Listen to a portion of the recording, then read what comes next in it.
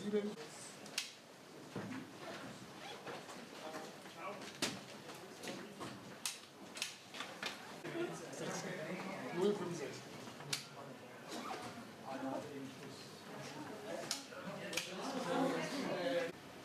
Und 6. Oh! Ah, okay. Hallo. Ich bin heute am Schluss auf jeden Fall völlig an. Hallo. Servus.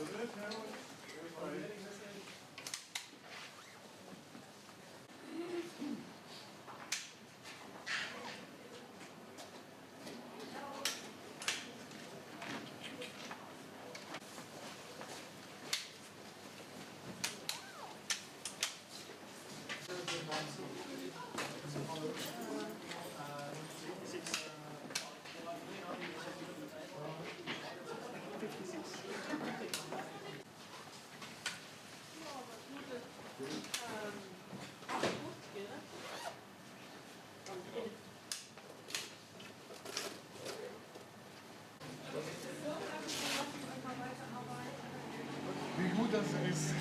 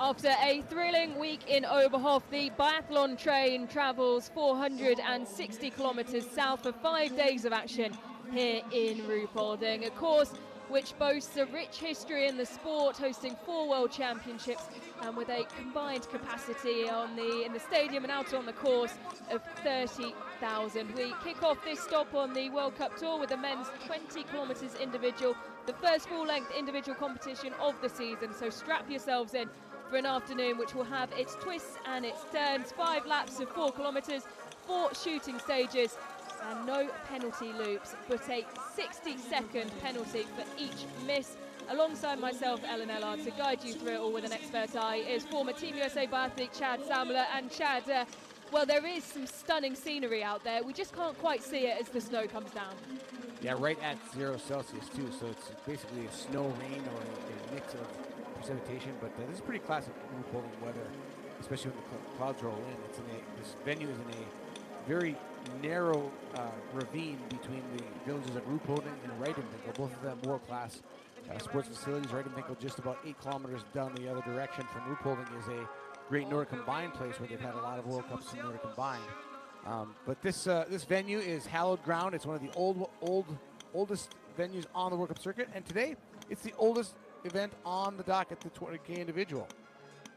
So we can take a look at the start list, and in the early order it's Jake Brown, who is a DNS for today. Chad, I believe the word you might have been looking for in the mix of snow and rain is sleet, as we like to call it this side of the pond. And while the start list flicks through, we of course had a big announcement from the IBU today, a new season opener, and for the first time ever the biathlon season will open in an urban setting in the iconic Munich Olympic Park, of course not too far from this altitude destination of Ruhpolding, and the first Loop 1 festival, which will be taking place on the 18th, 19th of October next year, and the blend of high performance sport and festival atmosphere with the para-biathlon and youth competitions taking place on the Saturday, followed by the senior competition on the Sunday.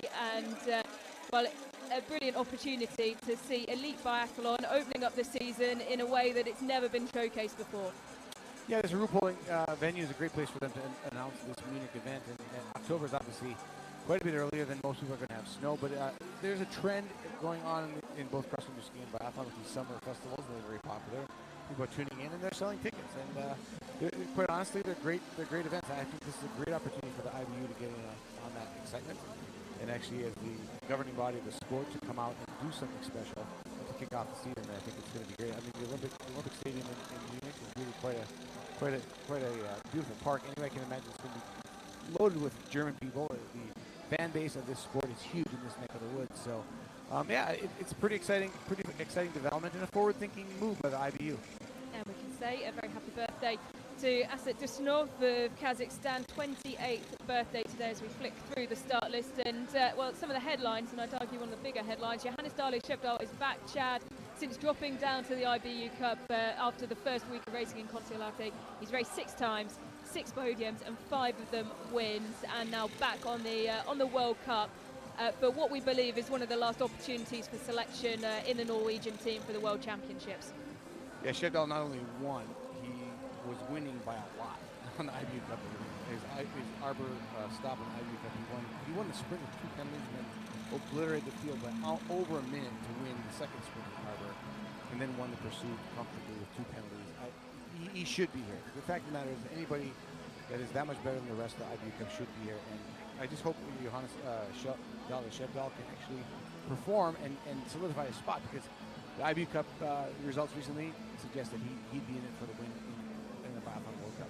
Well, someone who you'd imagine would be on the start list and now is today, but wasn't initially, is Endre Stromsheim. The red bib, of course, taking the victory in the short individual in Kontiolahti, wasn't due to compete until the mass starts on Sunday, but due to illness, Martin Oldal has dropped out, and now it is Stromsheim who will take part in the red bib. Chad, it would have been a surprise, you'd think, if they weren't starting the red bib in the competition. Yeah, but it sounded like they weren't going to. I mean, I think if you look objectively at everything, the fact that Stromsheim won the opening individual, and we've only had one this year, the short individual, he's wearing the red bib as the winner of that event. But that was, over almost 2 months ago now, and it's a different field, so I get it. But he was skiing very well last weekend in Oberhof. Didn't shoot very well. He's gonna have to turn on the shooting guns again here and start hitting targets if he wants to hold a spot on this Norwegian team. So our first 20-kilometre individual of the season to kick off 5 days of racing here in Ruhpolding.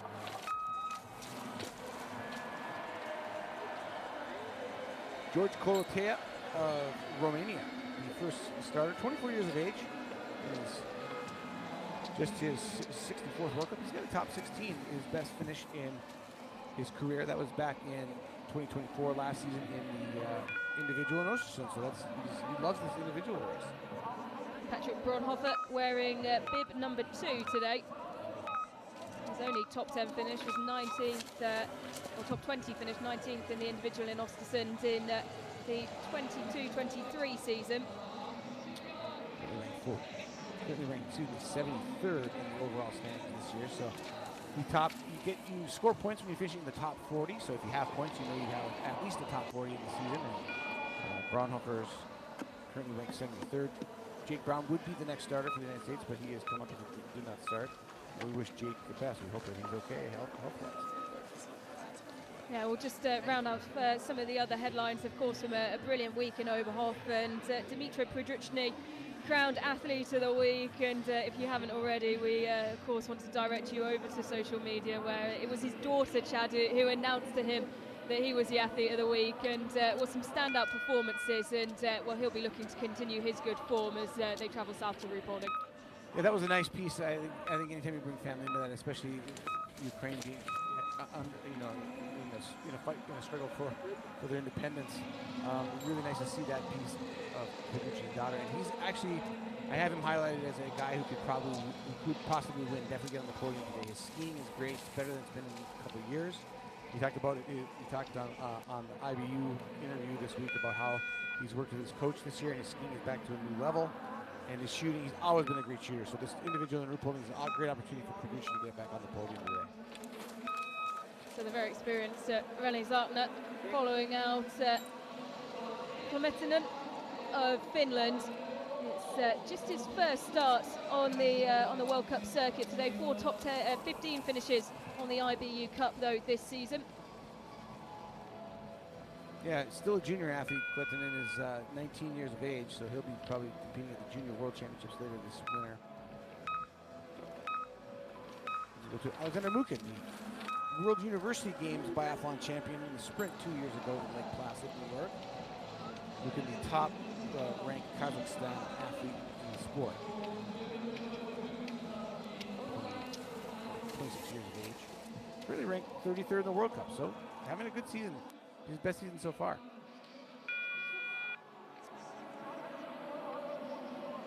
Monica Stefansson, the 24-year-old Swede, wearing bib number 7 today. It's a 4-kilometer loop. It'll be about 12 minutes into the start order. Then we're going to start seeing athletes 11 to 12 minutes. If you're seeing anybody on the shooting range, as Stefansson heads out on course. Stefansson, one of the younger athletes of the Norwegian or the Swedish team, 24 years of age. Currently 63rd in the standings, but his high water mark so far for his career, 24th place. Niklas Karlik back up onto the World Cup after racing in Arbor on the IBU Cup last week. His best result of the season, 13th in the pursuit. 47% standing so far this season. So he'll have his focus on improving that.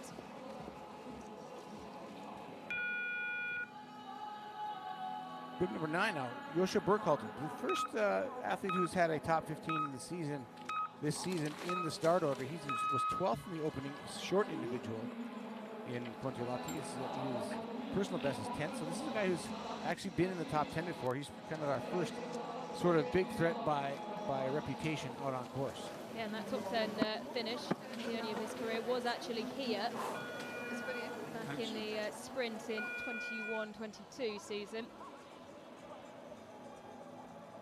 Krasimir Crnkovic of Croatia, next on the start. No points yet this year in the season, 30 years of age.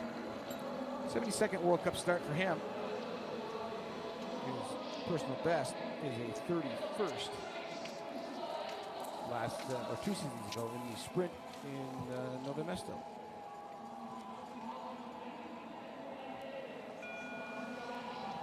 Croatia, of course, the actual birthplace and home of Jako Fak, who later, early in his career, switched to the Slovenian team, largely in a way that Campbell Wright has changed for the United States. And he has the ability to change nationality due to one of his parents being Slovenian and being around the border, and same with Campbell Wright. Both parents are Americans, and he was born in New Zealand, but full American citizenship, and traded his national identity for the sport, for the support that the United States can give him in his pursuit to be the best athlete in the world. First of our Austrian contingent, an unchanged Austrian team from that ran out in Oberhof. It's Leitner. Yeah, Leitner has had some trouble with his fitness. He had a 2nd place back in 2021. Looked to be kind of the star of the future for Austria, and then his skiing just kind of fell off pace, and they're trying to find that form that put him on the podium 3 seasons ago. Well, plenty of eyes on this man. Bib 13 today, Roman Rees, who will have a huge amount of support from the crowd, back on the World Cup circuit, starting on the IBU Cup this season, the first time he spent an extended spell in the 2nd tier of biathlon racing since the 2019-2020 season. This now his 151st World Cup start, and won in the opening full-length individual competition of last season, a German 1-2 with Justus Strelo. As our first time check is at 2.1 kilometers, and Blonhofer through the fastest of only two athletes through that point at the moment. 6.7 seconds he leads George Kolpe of Romania. So Rees go out. He has not been on the World Cup yet this year, but he's certainly a guy I think that has a shot at a podium today. If you look at his his history in the individual. He's got one victory in his career, and it's in this discipline. And he's been great on the IBU Cup. You know, he hasn't been winning, but he's also been dealing with the likes of Johannes Dalashevdal, who's in great shape, and Per Botten, who is a big up-and-coming star for Norway. The Norwegians go so deep that Roman Reis really one of the few athletes on the IBU Cup to give them a run for their money in the last few weeks. Well, great to see Lucas Hoffer on the start line. He's recovered from illness that saw him out of the mixed relay on the final day of action in Oberhof. Hoffer with one of four athletes in the start that I call the 400 Club, over 400 starts, and this is his 439th start today. Carries a huge amount of experience, the 35-year-old. 12 individual podiums, but none in an individual. 21st in the short individual in Conti Ellard. Just one miss on the day. -2% skiing in comparison to the average of the field so far this season. He's skiing fairly well. He slowed down 2 seasons ago to Hofer, and now he's back kind of where he was a couple 4 or 5 years ago. There's Niklas Hartweg now from Switzerland. I think this is a guy primed for a win in biathlon, and he's going to do it. This is probably the event he's going to do it in. Yep, he has bounced back from missing out in Onsila Grand Bernard. He struggled with a shoulder injury and some illness over summer, but he looks back to good form. 7th in the sprint in Oberhof, and that was from wearing bib number 5 on that day as well. Yeah, still, he's ranked 26th as Hartweg in the overall standing, 17th in the opening individual, but I think he's capable of more than that today. He showed good form last week in Oberhof, so I think in bib number 18, we really want to watch him and Roman Reis, bib 13, as the likely early leaders of this 20-kilometer individual. Yeah, that's what we saw Niklas Hartweg do in the sprint in Oberhof. It was him and Produchny who were setting the early pace, and it took so long for them to be shoved down the order. Vitaly Manzin had that breakout performance, 4th in the short individual in Conti Ellard, and well, he's had good performances since. We haven't seen him though back into the flower ceremony. Yeah, he's since that individual, which was so great, he's struggled with his standing shooting. He's only 76% standing shooting, which is actually 10% increase from last season where he was 66. But he's a 95% prone shooter. So an aggregate of 85 is Manzin. So that's where his strength is, but he's got to really shoot well standing on 3-point range style shot. So getting excited. His first shooters on the range. You see Patrick Braunhofer. He's 12.6 seconds ahead of Coltea of Romania coming in to shoot. Pretty slow cadences. Even though this is a very easy range to shoot on, the individual everybody will generally slow down a little bit, make sure they're a little bit more accurate than normal, not take as many chances with that 60-second penalty for each miss. It is a brutal additional 60 seconds per miss. We have no penalty loop in the full-length individual, just 60 seconds per miss. And well, Chad, as we've mentioned, this is one of the easier ranges on the circuit, and they'll be looking to take advantage of that. Yeah, you see the shooting of Braunhofer. So after one shooting, Coltea with a miss, Braunhofer clean. Braunhofer sets the time at shooting one at 10 minutes even, right on the dot. Well, 0.9 seconds past perfect, but 10 minutes for 2 hours. So 4-kilometer loops taking pretty quick time there, as we see Jimi Clemente come in now from Finland. He's got a miss though, coming in 2.9 seconds ahead of Braunhofer. But those 2 misses, he's gonna have to ski those off now and try to be perfect the rest of the way. But just getting his feet wet on the World Cup, it's got to be exciting to be in your first World Cup, bib number 4. Yeah, and in a team that has lots of good feeling around them after the success of last week in Oberhof. Zachny coming in almost even with the fastest skier into the range, Patrick Braunhofer. But now Malte Stefansson has come in to the range very quickly. We should get his time as Zachny's clean. There is bib 7, Stefansson. He out to a fast start. Yeah, flown around the first lap, comes into shooting 1, 14 seconds ahead of Mukin. So Zachna takes the lead by 0.5 of a second. Mukin is actually in the range right now. Not seeing him. But Mukin is from Kazakhstan, but he's still quite a ways down on Malta 17 ski-wise. But Malta starts with a mix.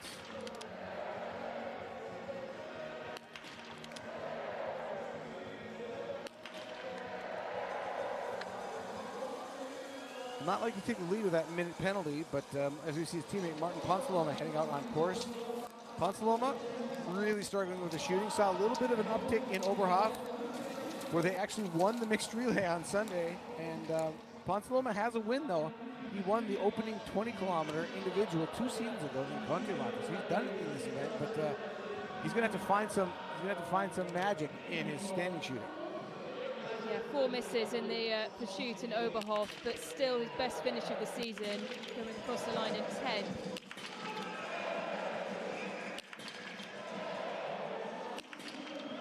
Nicolas Karlik now, clean. That could be the new lead.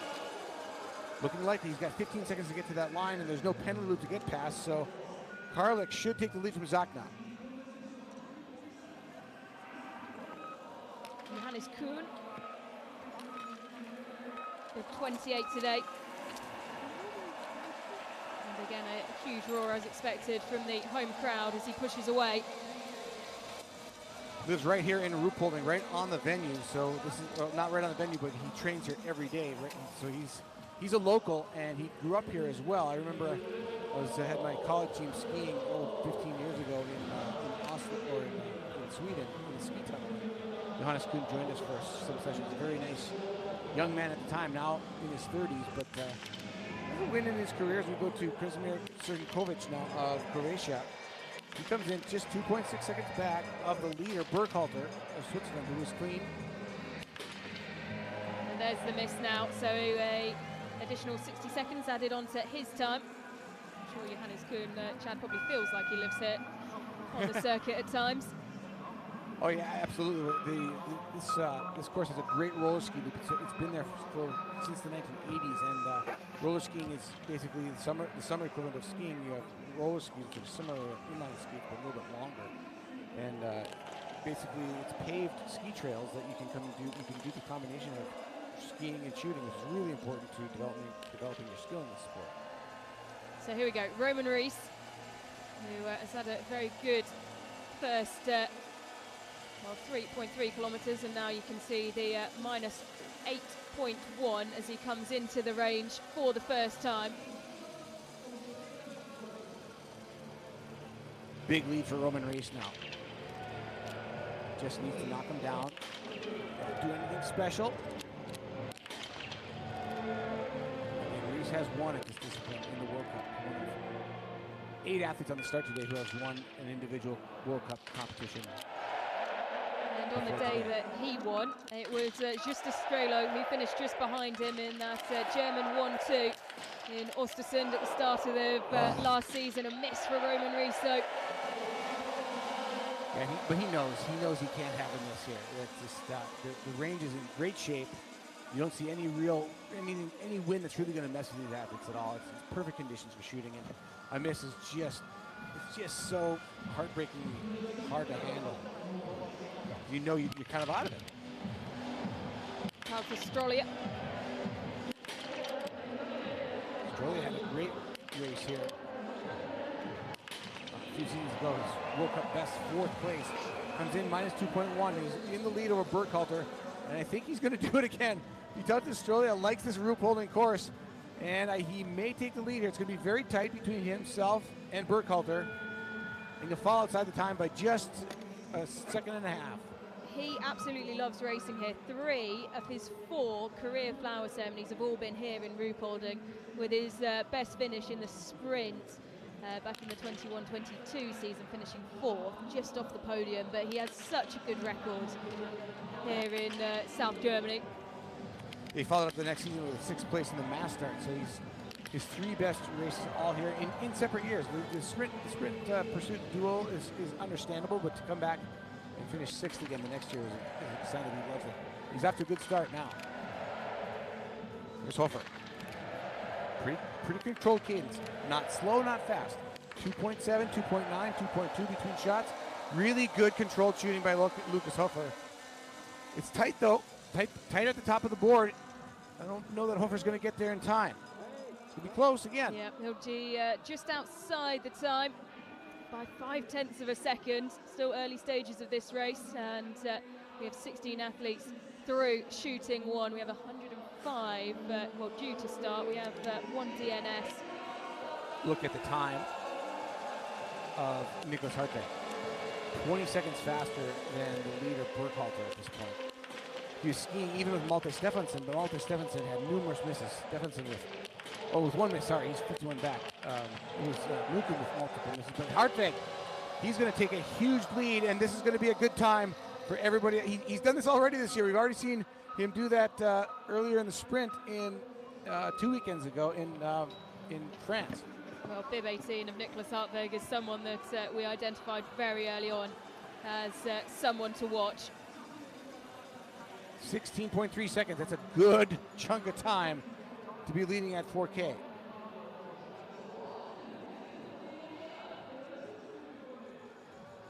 Here's bib 29 of Vitaly Manzin. Now we're starting to get into the athletes who have historically done very well this season. Both Burkhalter and Hartwig off the salt side. Burkhalter just 20 seconds back at 8. So 2 Swissmen in the top 10 of more than 19 people have gone through the first shooting stage. Manzin now 22.3 seconds back at the time of Hartwig. So you can see that Hartwig is flying out there. And he looked very comfortable in the shooting range. I don't think he was overextending at all. It's Vitaly Manzin though. Good first shot, 14 seconds. That's quick.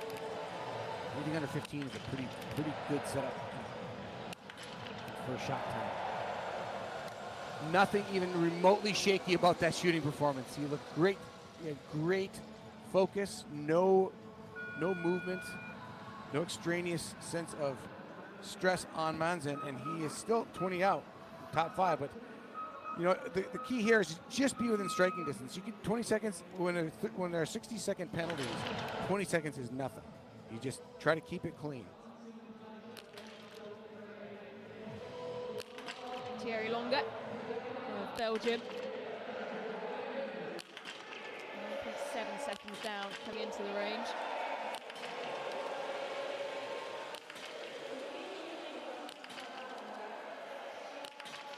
Quick shooting though, but crucially it's clean as well. Yeah, anytime you're under 2 seconds in an individual, you're kind of going for it. Thierry Longer is very solid in the prone position. Longer's going to check in his second spot, 8.9 seconds back.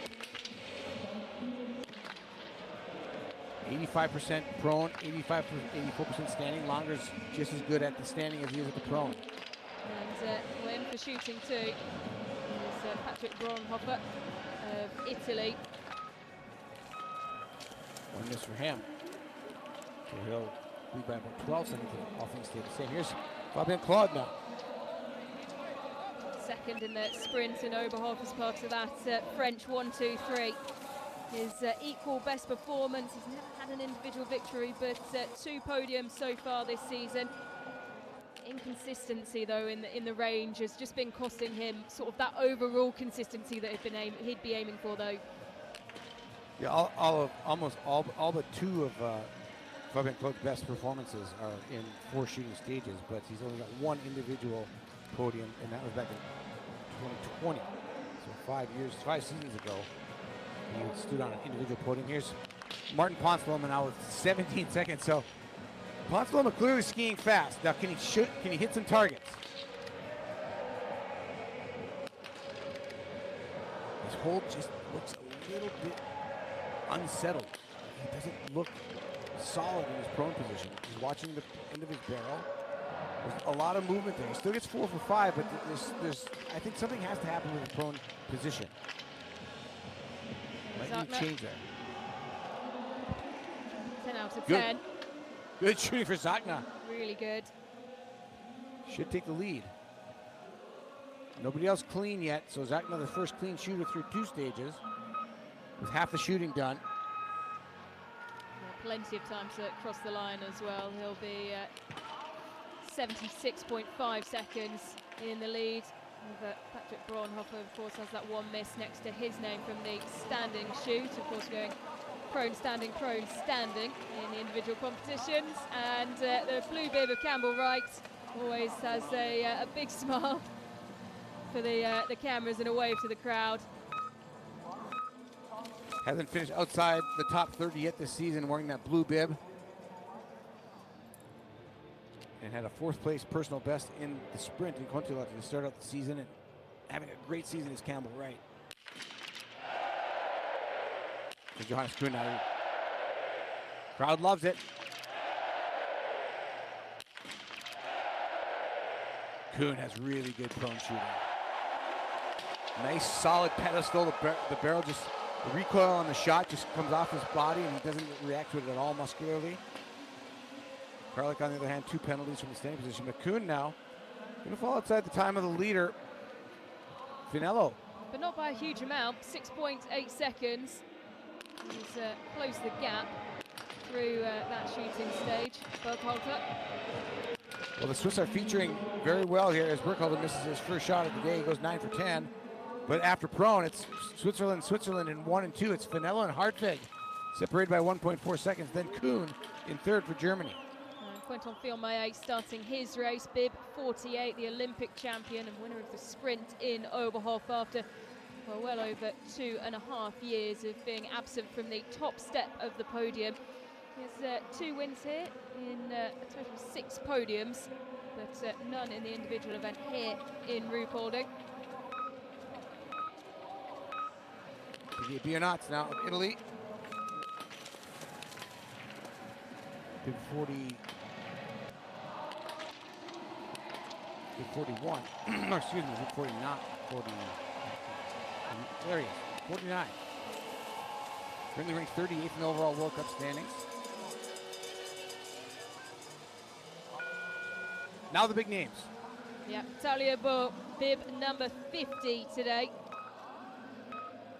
And, well, it seems his season is well and truly back on track. Mass start winner in Annecy-le-Grand-Bernard and 2nd in the pursuit in Oberhof last week as we watched the shooting of Justus Strelo. Chad, his form in the range, he's back on, we talk about athletes who are back on track, and in terms of shooting, someone who we've expected shooting greatness from over the course of the last 2 seasons, well, he is, you feel he's well and truly back. Absolutely. I think the biggest question for Justus Strelo is where is his ski fitness? He's leading now at the first shooting. The fact that he's out-skiing Finello and Hartwig at this point, that's a sign that Justus Strelo is on a new fitness pathway. And you were kind of down on me for picking the Germans before the show, but I really think the Germans are going to step it up today. And you've got Kuhn now in 4th and Strelo in 1st and Finello and Hartwig between them. That's a good sign for the German team. Yeah, and bib number 13 is Roman Rees. We'll keep an eye on where he comes out of shooting 2. Rees came in 58 back, now he's 40 back, so making some time back with 1 miss on the day. Yeah, he's in 4th. This is back to shooting 1 in the main picture. And Rastiguyevs, who came in 4.8 seconds in the lead and crosses the line in the lead as well, ahead of Justus Strelo. Here is Strolia now. He's clean through 2, challenging the time of Rene Zachna, and he's going to be well inside that time after standing shoot. So they're going back and forth between the first prone and the first standing. But now back to the further down the course, Vitautas Strolia, 17 seconds in the lead. Probably not going to hold on to that lead for a long time, but a great performance nonetheless in the early going. Bib number 36, Danilo Lietmuller. He's skiing well, he knows his course well. All the Germans, whether they're from Oberhof or Ruhpolding, Danilo Lietmuller starts to miss. I was just going to say. 2 misses, adjust the sight. I'd have to beg to differ this. Just to say it might be actually a position. Yeah, I think he's just taking bad shots right now. They set up his position poorly. It's just not what you want in front of a home crowd. He has performed so much better in the mass start events so far this season. Jumping 4 kilometers ahead though after standing shoot, and I love Lucas Hofer. You can tell when Lucas Hofer's having a good one because he comes flying out of the shooting range. Even in his 30s, he's got the youthful exuberance of a 16-year-old. Yeah, and 5/10 of a second off the lead coming out of shooting too. It is still Strollier who is in the lead, but there's nothing at all separating those two as the red bib of Endre Stromsheim gets underway. So close to not being included in this race, the red bib wearing that because of the victory in the short individual in Kontiolahti. It was Martin Uldal who was supposed to be in his space, but he has dropped to the bench because of illness. Here now is Egan Osmond. Update you on what happened after shooting 2. Nicholas Hartwig leading Strollier now by 31 seconds after 2 shooting stages. If he can just keep it going, he's got a good one going, but he's being challenged by the Germans so far. And we still have yet to see the best Norwegians at the course. Gunnar, clean. Check in the top 10. Solid start for him. 39, this is Emilien Claude.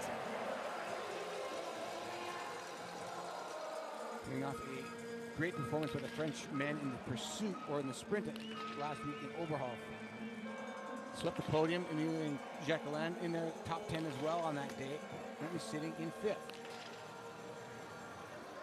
Well, he had his PB finish that day. Emilien Claude 8th in the sprint, and only once so far this season has he failed to collect points from a race. Here's Vitaly Manzin. A miss on the first. He's not skiing very well today. You can see that the ski time is down. He's 38 seconds back coming in, plus that miss is going to be a minute 30 and minute 40 out. And with only 20 people through, he's going to come through in about 7th or 8th. Let's say 8th for him, or even further back. A lot of people around. Slot in front of Simkovic of Croatia in the 9th spot for now, and that's not skiing fast enough to really ski off that penalty. So another opportunity for Campbell Wright to put more time on Manzin for that blue bib. Quick start though from Fabien Claude, who's in for his first shoot. It's very composed. Nice shooting by Claude. Keep your eyes on the time as well. This will likely see him carry the lead out of shooting 1. 1.6 seconds his advantage. Yeah, it's not a huge amount ahead of Rastaguyevs as back to shooting 2 and 5 out of 5 and 10 out of 10 from this first half of the race for Thierry Longer of Belgium. You know, it's not going to be a leader, but for Terry Longer, you know, he's got 1 top 10 in his career. If he can stay clean through the end of this race, he could be top 10 still, but clearly not on the ski time. He's skiing just a bit better than Zachman, not quite as good as Hartwig at this point. Hartwig is absolutely destroying the field so far, 31 seconds ahead. Now Poncelon coming in 27 seconds back with a penalty. So you can see Poncelon with a minute penalty, he's only 30 seconds back. Yeah, he's so quick on the skis, isn't he? And it's just about getting the balance right. Another miss. It's getting better though. It's 8 for 10. At this point, you got to take what you can get. If you're the coach of Martin Poncelomo, say, see, you're coming back. I mean, Martin Poncelomo, his one victory, he had a miss when he won the individual 2 years ago. But 2 misses, probably a little much to ski off now. With the shooting he's experienced so far this season. Of course, 2 more visits to the range to come. And Johannes Tingersbo, some final deep breaths.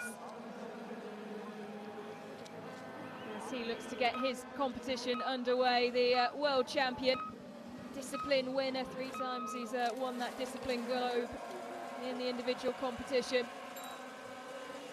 Here's Campbell Wright. 8 seconds out, but shooting very well. Just so composed. Oh, but he jumped on that last shot. An uncharacteristic miss in the prone position for Campbell Wright.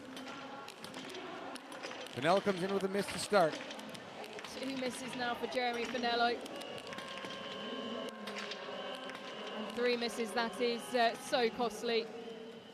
3 minutes added to his race total. Finello remaining low statistics on his standing shooting. Now bib 28 comes in, Johannes Kuhn. Kuhn coming into shooting number 2, just 5.5 seconds back, but he also struggles from the standing position. He's a 90+% prone shooter for year after year, but he's a 60% standing shooter on average over the course of a long career, and there is he's matching the standard. And Quinton O'Malley starts with a miss. So Nicholas Hartwig from bib 18 might have enough of a lead here if the misses keep coming from the big stars.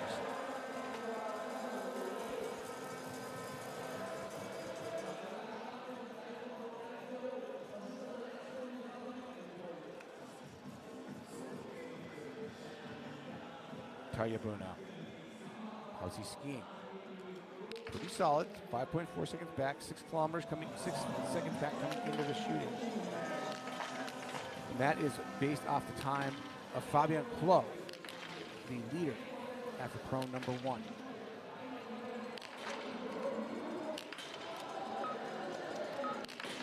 Eric Perot,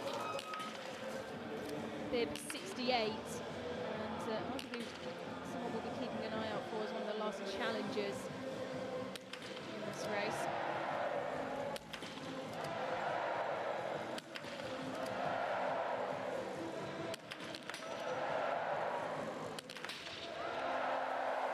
Nice shooting.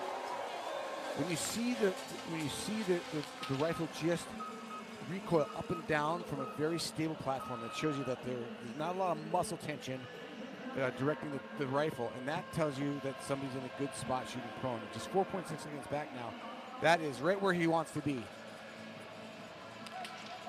Climbing 3 places owing to good shooting.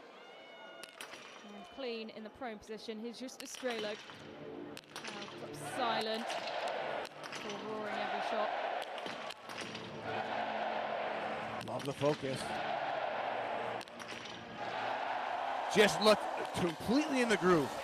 This is the Justus Strelo that can do something.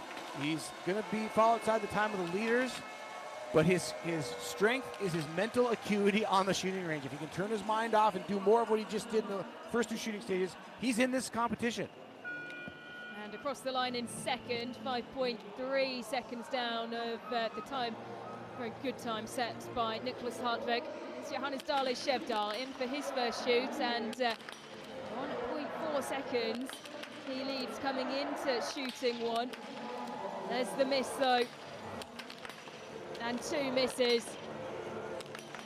And you know, if you're the coaching staff and you see this time and again, somebody coming from the IBU Cup just obliterating the IBU Cup and coming to the World Cup and missing 2 in the first stage of a prone stage, it doesn't give you a lot of confidence putting that person on the World Championship team for a medal or a relay. And that's just, it's hard to, I hate to say it, but it's just a bad start for Dale Shevdal. I feel for him.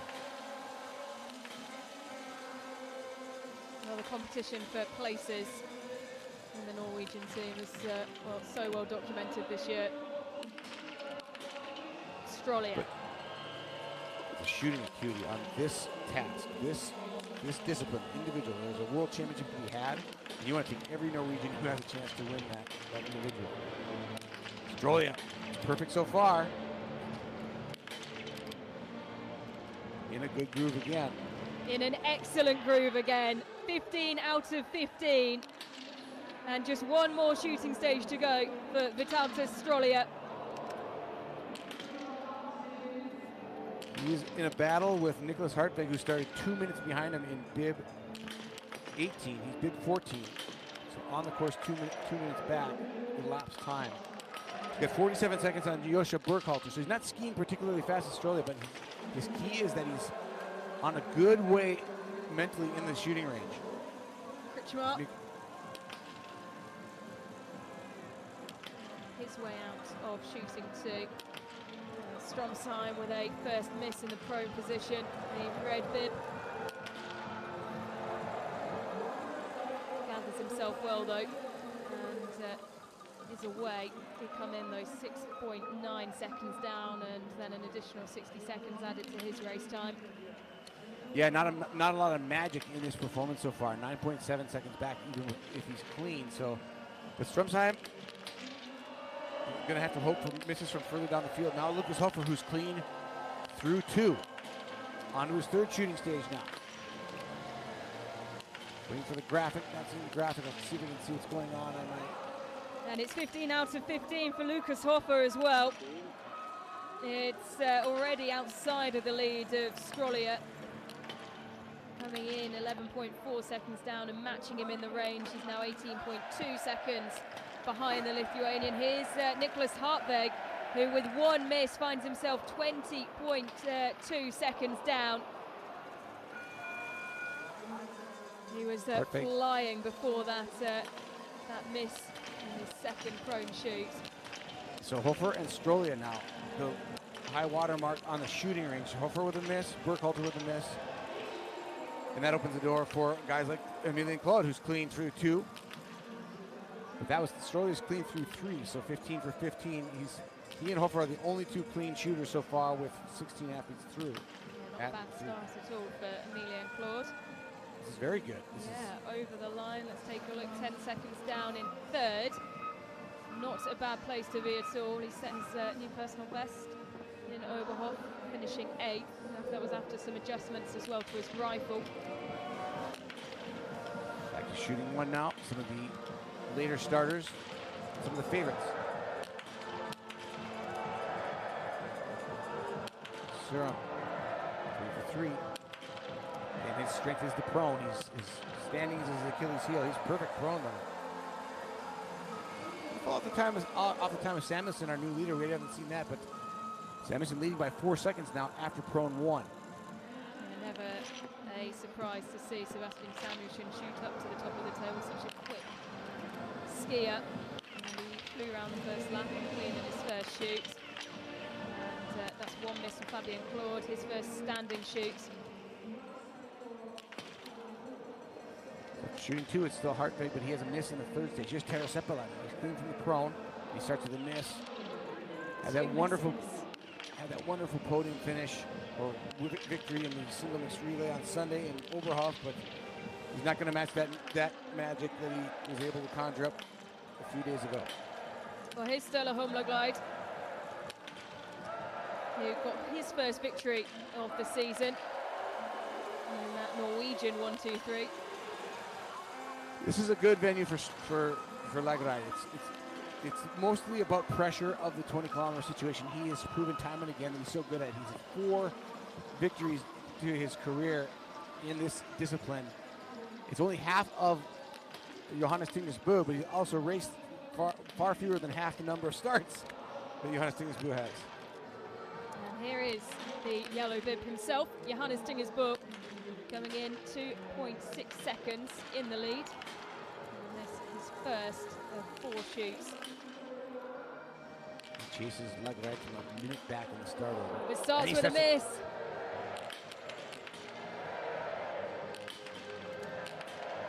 Not leading by enough No. to absorb that miss, and that's not a good start for Johannes Tingnes Bø either. Now he's got it. He thinks he maybe can get on the podium. He can maybe win with 19.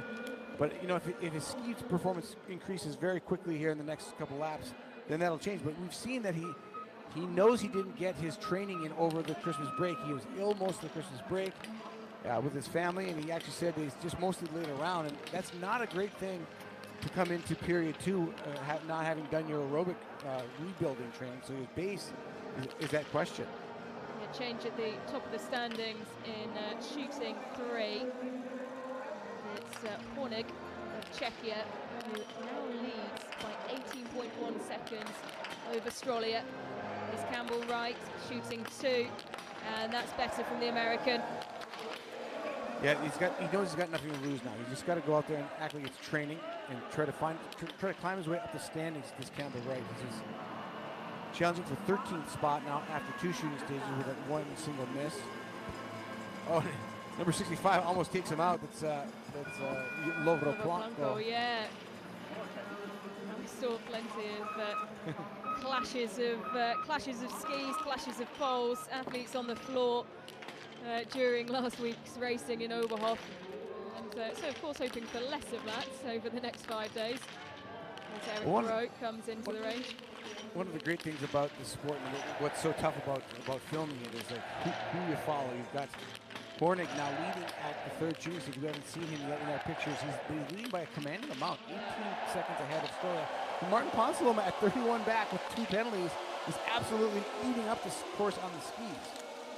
So just seen Quentin Fiormaillet come out of shooting 2. He's now in 10th. 1 miss as Eric Perot in for his first prone shoot. 5.1 behind. There he goes, 5 for 5. Not going to take the lead, but he's going to be among the leaders. Again, you just want to be in that 5 to 10 second range of the leaders to know after shooting 1 that you're in the race. Here's Burkhalter now on his final shooting stage, shooting 4. One of the first athletes to that shooting spot. Comes in with a 57 second lead. And 1 miss so far in the day. He goes to 19 for 20. It's a solid performance. Taryabu is 10 for 10 from the second shooting stage as well. Watch both those times. First is Burkhalter. He leads by 2 minutes and 3 seconds over Jacna with a single penalty on the day. Then it's Boo coming to the line for shooting 2.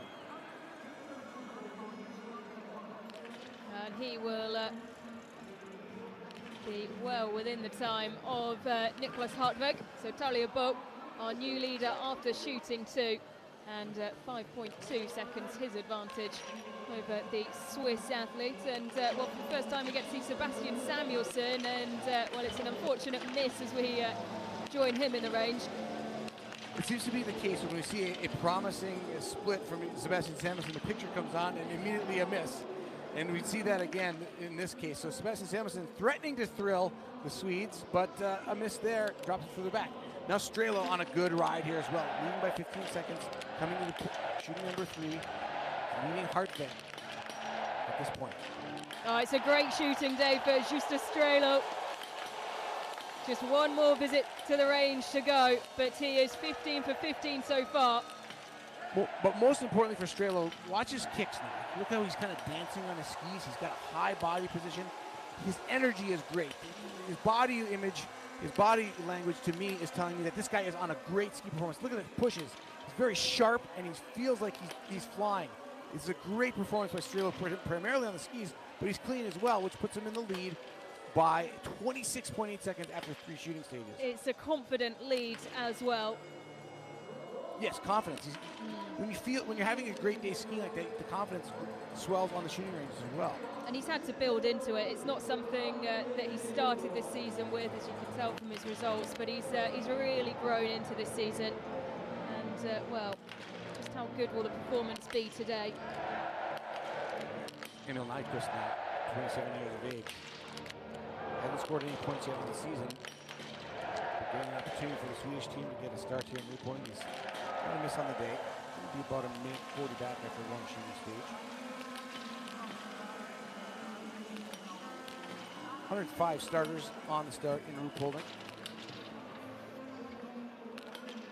But right now at the 3rd shooting stage, clean shooting, Justus Strelo. And here's Strolia now. He's been clean, 15 for 15. Can he get all 20 shots? Taking his time, and there's the first.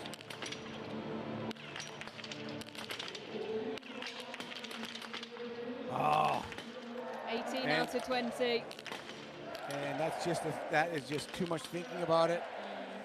You can see he had a really good rhythm on all the other 3 shooting stages, but you know, it's so hard to not think about your results when you want a good result. It's the hardest thing to do, and that's why the sport is so difficult to master. Kritschmar, yeah. This is shooting 3 now. Yeah. Final of the 2 prone shoots.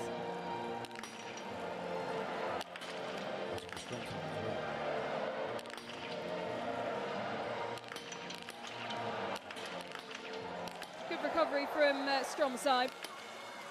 There's Kritschmar 15 out of 15, he leaves the range. It won't be a podium position as he leaves for his penultimate lap. He's down in 5th, 54 seconds behind the time of the leader. Strong time, we're owing to that first miss, 1 minute 23 down.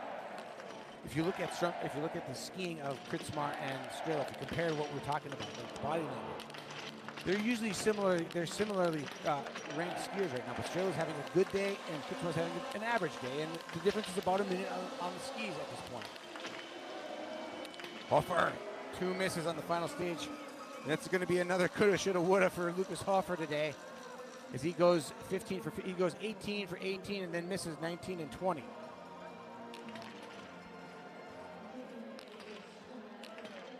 Emilien Claude. Clean through the first 2 shooting stages. This individual competition, that last shooting stage, so hard. So you hit 15 for 15. Doesn't guarantee you anything. Got to hit those last 5. Bjorn Solomon for his first standing.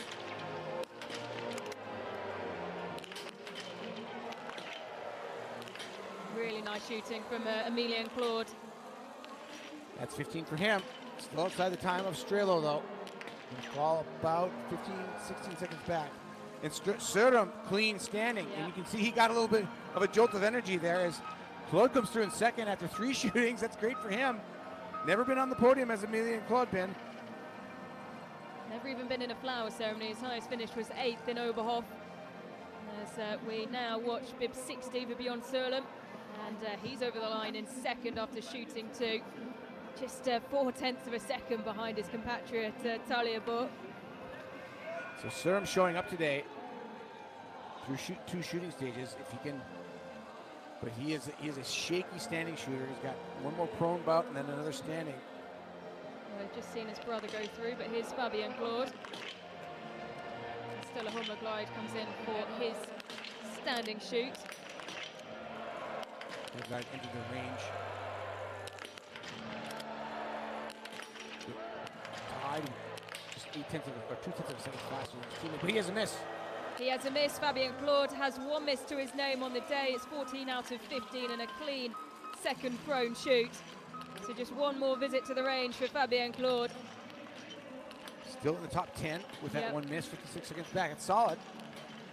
But Lagride now comes through the standing, and he'll be further back because he has a miss. Here's Ponsaloma now. You can just see the work that Martin Ponsaloma is doing on the skis. He's been forced into doing it. He's had his hand forced by his shooting, and that's 2 misses. So despite coming in 35.4 seconds in the lead, well, that's last visit to the range incredibly costly. Johannes Tingersbo in for his second shooting stage and first in the standing position. A miss again for Johannes Tingersbo and another miss. This is not going to be a memorable day for Johannes Tingersbo on the positive side. In fact, it's pretty abysmal performance for him. He's way down the order. Bib 64, he's going to clock in somewhere outside the top 50. Yeah, it will be damage limitations now at the very best for Johannes Tingersbo, the yellow bib. 2 minutes 48.5 down outside of the top 50. Well, it's so rare that we see that from someone who's been so dominant in the sport, and of course wearing the yellow bib, and that does open the door for Sturla Humlegreid to eat into that points total today as well. Lagride with an uncharacteristic miss though from shooting stage number 2 as well. Here's Vitislav Hornik. Can he get on the podium and maybe win for the first time? He's 18 for 18, 19 for 19. Can he get the last shot? And he does it! Hornik's clean! Exceptional shooting for Vitislav Hornik. Pulls his glasses down so quickly. He is 1 lap away from an incredible performance here. Let's just see how far he is in the lead. 22.3 seconds, outstanding from the Czech athlete. And now if you're a Czech coach, you're telling all your coaches, get out there and get them around that loop as fast as you can. It's still 4 kilometers of skiing left. That's a long way to go. But we know, you see the one on Kuntum Fernand, all the big names. So many of the big names have misses. missed. So many of them. Huge, it's such a great opportunity for Hornik. And there's substantial misses in there as well. There's some not just ones and twos, and there will be a 2 next to Quentin Fillon-Maillet's name at least, as this is shooting 3 for him. Now the door has been flung open for the underdogs once again. We saw it in the women's races. He gets his pole stuck on the top of his barrel as well. A little bit of calamity there, leaving the range for Quentin Fillon-Maillet. Here's Kuhn. He's missed 2 from the second stage, still trying to just do damage control. 18 out of 20 though, and 3 clean stages. Not bad for Johannes Kuhn. As Burkhalter crosses the line, and he's our 7th athlete over the line. He goes into the lead, 2 minutes 24 ahead of René Zuckner. Nice last lap by Burkhalter. But he's got a lot of athletes now to watch, pick at his time. He's 19 for 20. Best guy in the clubhouse on the shooting range. Now, here is a man with another chance at a victory when we wouldn't have expected it. Yeah, absolutely. Talier Bourg in fine form. Can't really afford to miss though. No. He's taking his time. So experienced. Good focus. Very, very deliberate, very cautious shooting. Oh, that's nice from Talier Bourg, who is well and truly back in form and continuing this great vein of confidence. He'll come out of shooting 3 well in the lead. 7.3 seconds is his advantage, with 1 more shooting stage to go. You know, that split time tells you just how well used to Strelo is skiing today. Absolutely. But Strelo has to be clean. It's the only way for him to get, everybody left has to be clean from this point on out if they want to win this race. Sebastian Samuelsson still could get in there, but he's outside the time. He's got to go perfectly and pick up his speed just a little bit.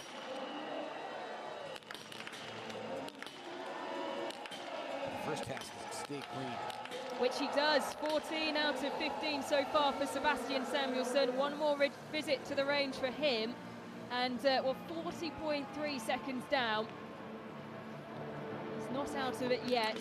And here is just a Strelo. Pressure on his shoulders on home snow.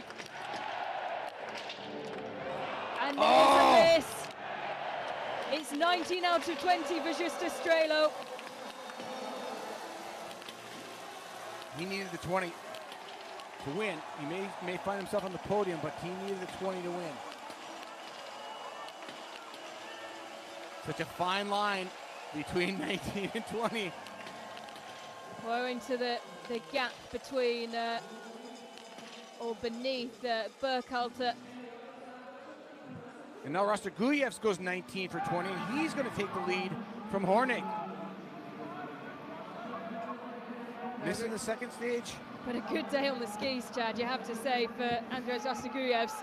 14.2 seconds he leads.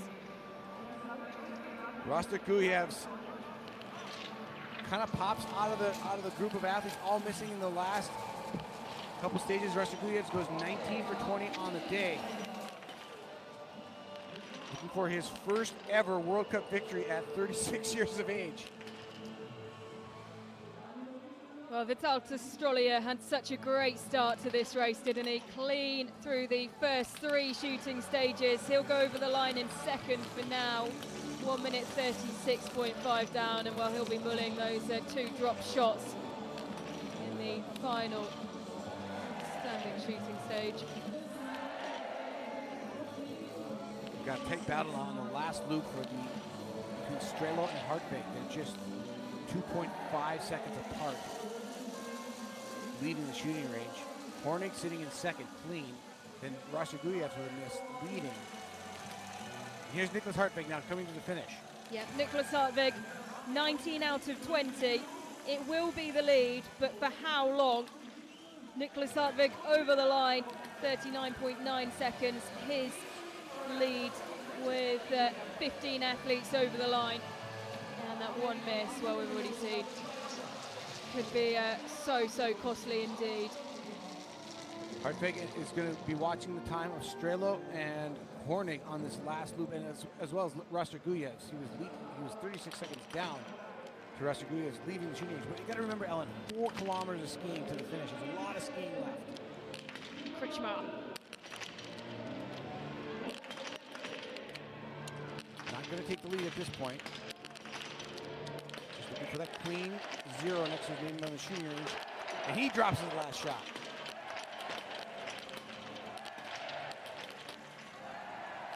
Fitzgerald fall outside, a minute back. Still stay in the top 10 at this point, but he's still just below 35. And his ski performance is not going to make that 19 for 20 really shine today. No, over the time check going out of shooting 4 in 8.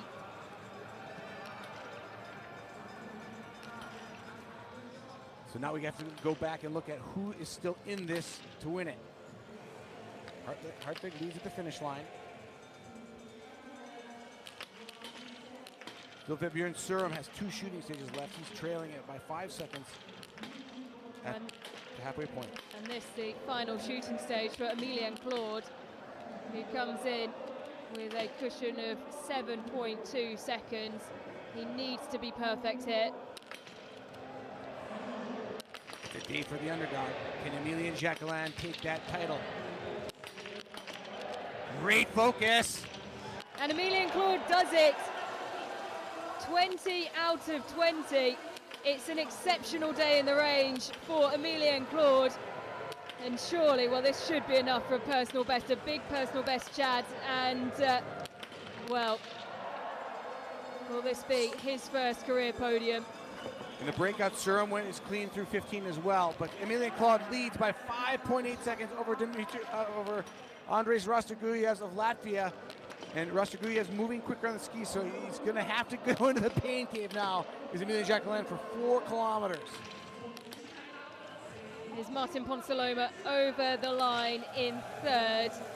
4 misses on the day, but his ski speed once again really, really strong. And he needed something from that final visit. Dropping to just not what he needed at all, putting him out of the competition. Sturla Holmløglide, 1 minute, 0.4 down, 60.4 seconds, but he's clean in shooting 3.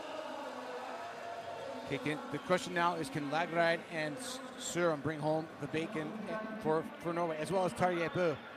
They all have to be perfect from here on out because they're not skiing fast enough to absorb the misses. Lagride 54.6 seconds down with 2 laps and a shooting stage left.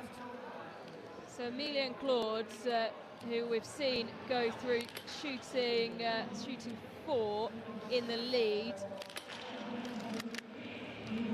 was at the last time check with Talia Bø, Talia Bø was 35.9 seconds ahead of the Frenchman. And here is Johannes Tingers Bø, a bad day in the office for the younger of the Bø brothers, and that bad day continues.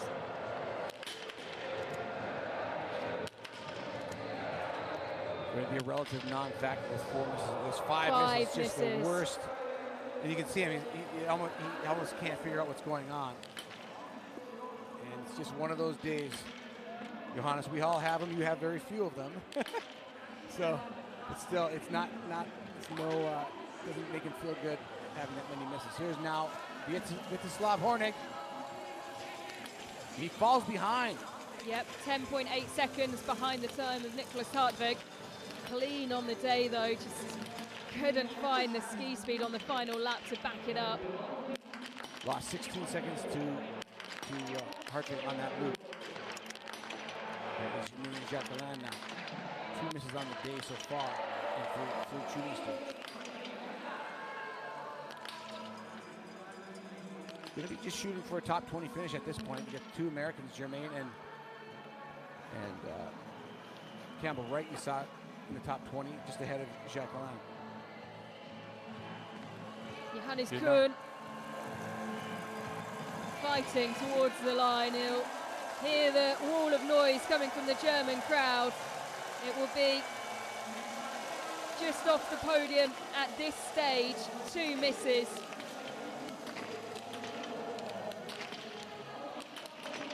And another miss for Quentin Fillon-Maillet, so that's 3 misses, 17 out of 20.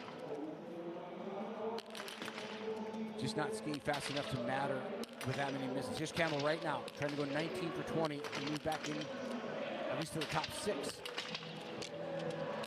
Another miss. Outside the top 14. 18 for 20, not going to be a top 10, but again, in the top 20, just Mr. Consistency on the season. Season last time round that was plagued with illness. He had to take some time away, came back really strongly at the end of the season though, and he has been consistent so far this season. That's why he's wearing the blue bib for the best under 23 performer, and he's out of shooting 4 in 17. Waiting for Emilian Claude to come through the 18.1 kilometer time check.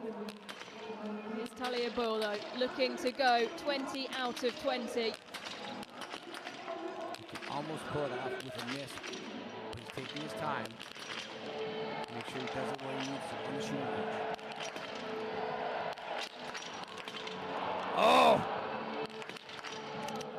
He resettles on the last one. And 2 misses from Talia Bull, who was leading the way, but 2 minutes added to his race time. He gave that race away in the final 2 shots. And it tells you he is about as experienced as anybody in the field. And the individual start is just a different beast. You have to be in a completely clean mind. You have to have white noise in your head in that last stage, and it's so hard to not think about the win. Well, a shake of the head there, and well, the door was already open for the underdogs, but it's been thrown wide open. Emilian Claude. And this might be the way to win the individual. If Sebastian Samuelson can get these last 2 shots, and he doesn't, he almost moved as he took that last shot. He gives away the win. Certainly could have skied off that time that he missed if he had stayed clean, but he goes 18 for 20. Now Rastaguyev's coming. Yeah, just how good a day will it be for Rastaguyev? 23.7 seconds he leads. Well, he hasn't featured on the podium since the medal at the surprise medal at the World Championships last year. Just Estrela over the line in 5th. It's a battle now between Emilian Claude, who has gone through 18.1 kilometers in the lead. And really, at the moment, the only person you can see challenging Rastaguyev's, with Talia Bull dropping on the 4th, is David Zorbot. Zorbot is 14 for 15, but a minute 48 back, not in the skiing, but really what it comes down to is the 5.8 seconds separating Claude from Rastaguyev's has dropped to 2.8 at 18.1 kilometers. So 2 kilometers of skiing left, and Claude has already lost 3 of those seconds that he had led in the first 2 kilometers of that. The mass start that Rastaguyev took the silver medal in at the World Championships. He was just off the podium though, both in Novo Mesto and in Östersund as well last season in the individual competition. 4th on both those occasions.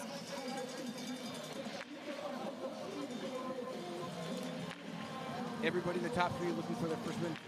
Hornig trying to get his first ever podium, sitting in 3rd at the finish line. But Emilian Jacquelin, the youngest of the 3 brothers, or Emilian Claude, excuse me, the youngest of the 3 Claude brothers of France. Here he is, trying to put his name at the top of the order. Emilian Claude, it's been a hard-fought battle so far, but he is 5.5 seconds in the lead, and this would be a spectacular performance. Never finished higher than 8th. He's been smashing his personal best this season, and he is on course for his first career victory, first career podium. And well, Chad, the mental boost, the confidence that would give you doing it in an individual competition. You got a 25-year-old trying to get his first victory, his first podium against a man who's been on the podium multiple times. Andres Rastaguyev, 36 years of age. has never won it, but has been second 3 times. Well, it's a brilliant storyline. It's a brilliant battle at the top, and it's currently this man in the driving seat, because it's Emilien Claude who had 5.5 seconds at 19.3 kilometers. You can see the time ticking down. He's got more than enough time here, you'd imagine, Chad. It's tight, though. There's the finish line to the right. He's got 25 seconds to get there, and he's nearly stumbling around the corner. You see Strumsheim still shooting on the shooting range, and he goes clean in his last stage. We'll check that out. But first of all, Emilien Claude trying to take his first win. 10 seconds. Well, he's being roared to the line by the French crowd. It will be more than enough for Emilien Claude, who goes into the lead. 4.7 seconds. He's never finished inside the top 8. His best performance coming last week in Östersund, and surely that will be enough for the win today. Emilien Claude, well, I'm sure that will take some time to sink in. Here's Sørum now. Well, this is someone else who could spring a surprise here. Last chance for a victory for Norway. And he goes through as well. So it might not be a win for Emilien Claude. It will be a huge personal best regardless. Sørum pulls the 20 for 20 out of the hat. Norway didn't have anybody clean. Tarjei Bø gave it away. And now Vebjørn Sørum, who has struggled with standing all season long, makes it a perfect score in Ruhpolding. He leads by 43 seconds. And look at the time there, 43 seconds, his advantage. This should be a victory, his first of his career for Bjørn Sørum. Sturla Holmlaglide, 50.1 seconds down, 1 miss.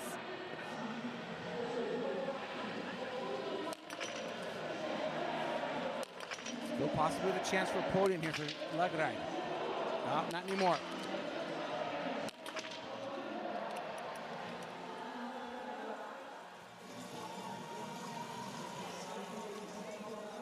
Well, our first full-length individual competition of the season has had all the twists and the turns that we expected of it. Sturla Holmlaglide, who hasn't finished any lower than 9th this season, is currently sat in 10th and will have to do the work on the skis. But needs to keep that good record going.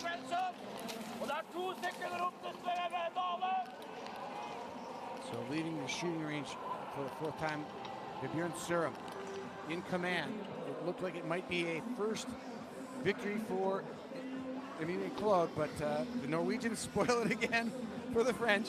Well, you have to feel, regardless of whether it's a victory, a podium for Emilien Claude is just such a huge step up on what he's achieved. Yeah, it creates a new future for Emilien Claude of what he thinks he can pull off. Now the shooting range, Casper Nierlin. There was a poor start to life back on the World Cup for Johannes Dale Skjevdal. He managed to keep a calm and cool head after that for the next 3 shooting stages, but dropping 2 on the first. So even with 18 for 20, he's not skiing fast enough to actually make a dent in the podium situation. He's a minute back in 7th place, but could move up to the top 5 still with his ski prowess in the last couple kilometers.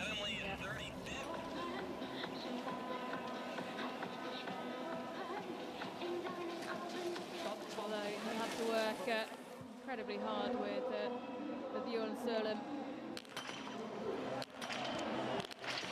Behind him, and that's very quick shooting and confident shooting for Johannes Tingersbo, who just puts on a show. After missing 5, he rattles through the final 5, and well, he knows his race is a long way over, and well, just wanted to put a show on for the crowd. Almost looks like he might be pulling out. Yeah, it certainly looks that way, doesn't it? As he comes to a stop. Emilien Jacquelin says, "Come with me," and well, he's thinking about it. He's thinking about it. He says, "Well, I can't just have Amelia and Jacqueline fly past me, and well, he'll at least ski on a little bit further. How much further, we don't know.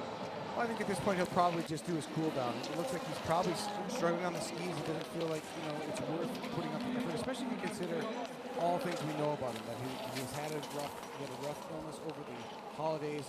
It really doesn't pay to push to the finish at this point for him. But I suspect he'll finish today and he's back out the ski. Well, he gave the crowd what they want in terms of that final performance there. As this is Talierbo, who was in control until that final shooting stage, and 2 misses. See him across the line, 73.1 seconds behind Amelia and Claude, who leads the way for now, with Bjorn Sørlem still out on the course. I think what we can learn from today is that it doesn't matter how decorated you are as an athlete, you still have to keep your mind off the targets and onto what you're doing on the shooting ranges. We saw Talierbo drop the final 2 shots. You'd think if there's anybody who would hit those 2 shots in the end, it'd be Talierbo, but here he is, dropped out of the contention with those 2 misses. Yeah. And well, he'll be pushed down to the top 10 as well. Sebastian Samuelsson over the line in 5th, 2 misses, 49.9 seconds down. Sørlem has come to 18.1 kilometers. Oh, no, should be coming to 18.1 kilometers very soon. There's Johannes Dahle Shevdal now. Yep. Well, dominating on the IBU Cup circuit for the races. 6 races he competed in after being dropped from the Norwegian team after Kontiolahti, and well, just not getting back in the manner that he'd want to with that first shooting stage, going clean after that for 18 out of 20. Sebastian Samuelsson ahead of him with the same penalties tells you that the sweet skiing better. Actually, Martin Ponsalon with the fastest course time right now, 39 seconds faster than Sebastian Samuelsson. So even with those 4 misses, Ponsalon in the top 20 for the fastest ski time. Yeah, so here's what we've been waiting for, and that's for Bjorn Sørlem at 18.1 kilometers. And it's a massive lead for Bjorn Sørlem. And he's got this in control. Yeah, completely. Both Sørlem and Claude 20 for 20, but it's almost a penalty length that Bjorn Sørlem leads by 58 seconds. And, well, he won't yet, but he can start to think about celebrating his maiden victory. Yeah, he put 15 seconds on, just to put perspective. Crazy. 15 seconds he put on him from the shooting range to that time check. So he's going to probably put another 15 or 20 on. It should be a victory by over a minute if he keeps pushing. He's been so consistent in terms of flower ceremonies so far this season. Yet to step on the podium in individual competition, though. His best was 4th in the pursuit in Aussie. 3 flower ceremonies this season, and now a first victory on the World Cup circuit. And the most improved athlete as well, Chad, through the first trimester, and you can see how hard he's working here. But you have to say, it was just a matter of time, wasn't it, for Bjorn Sørlem? Yes and no. I mean, I think the thing is, like, he really made hay on a day he needed to make hay. Because really, if you look at who has this individual event locked up, probably you're going to put Sturla Holm Lagride in the World Championship in this event for sure. And then you're going to probably put Johannes in this bowl. And then it's kind of open. Is it Talierbo? Is it Bjorn Sørlem? I think Strømsheim with a win already this season. He's on the short list, but today is close to the World Championships. You know, what happened in Kontiolahti doesn't matter in a month's time. Bjorn Sørlem probably just got to start at the World Championships in the individual. Philip Navlak over the line in 50. 3 misses on the day for the German. Germans threatened early. Strelo had a shot. In the end, wouldn't have won it with a clean shooting anyway. He was minute 11 out, so he still would have been overshadowed by Claude and Sørlem in the end. But here's Sørlem now, the only man left on the course with a chance at the top 10. And he's going to take the victory in Ruhpolding. He can stay on his feet for another 1.5 kilometers. Well, not even half a kilometer. No, it's, yeah, he's through the 19.3 kilometre mark. The advantage has been dropped slightly. He's come off the pace as Stromsheim, the red bib, over the line in 13th. One miss for the Norwegian, 1 minute 42 down. And, well, here is the Norwegian of the moment, Bjørn Sørlund. Perfect shooting on the day and exceptional skiing. A commanding lead and a dominant performance for his first career victory on the IBU World Cup circuit, 52.1 seconds. A standout performance from the most improved athletes on the circuit through the first trimester. His first podium of the season in individual competition and his first ever victory. Got to feel good for Bjørn Sørlund. It's a feel-good story. Top 10 finish for David Kormats. Sørlund is 26 years of age. It's his 31st World Cup start that ends up being the one that gets him to win. And that's how much it means.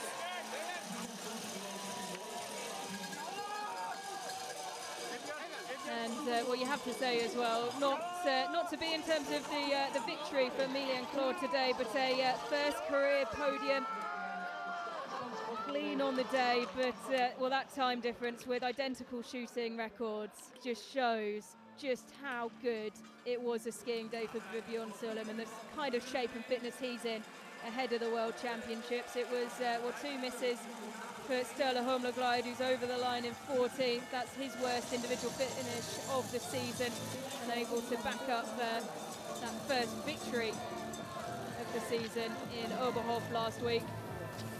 And well, Johannes Singersbo is still going. He's not decided to try and pick up the pace and get back on the shoulder of Emilia Jacqueline. He offered him a toe. Gonna finish the day though. Finish the race, get across the line, but he's gonna be well back. I think he's just kind of cashing it in now. But this individual, long 20-kilometer individual, is a very unique beast. It's the most endurance sport event of the repertoire. 20 kilometers out there, roughly an hour, a little less than an hour. So you start losing the glycogen sort of late in the race, and you know you're shooting at 16 kilometers. You're shooting standing position. That's a kilometer longer than any other race in the repertoire. So you go a kilometer further, and it's from a standing position, and it's a tough task. And these athletes don't do it very much anymore. Back in my day, we did 20K every weekend. They do it three times a year now, and it's a unique skill set that is not tested very often. So you have to come in and do something just a little bit special from what you do week in and week out, and it's in a different way. It's a little more internal, a little bit more by yourself and in your own mind. The sport has changed with these mass starts and pursuit starts, kind of being the gravy of the sport. You have to be very good in head-to-head competition, but this is a completely opposite sort of task on the shooting range, and Bjørn Sørlund proved he was the best at it today. Yeah, we've had to wait a little bit later as well for this first full-length individual. Second World Cup stop of 2025. This is Eric Perrault, who we've just seen, and now it's Emilia Jacqueline. 2 misses from the first 2 shooting stages of his race.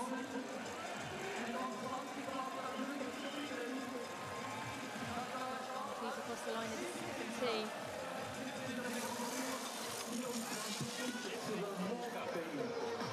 No hanging around for Emilian Jacqueline.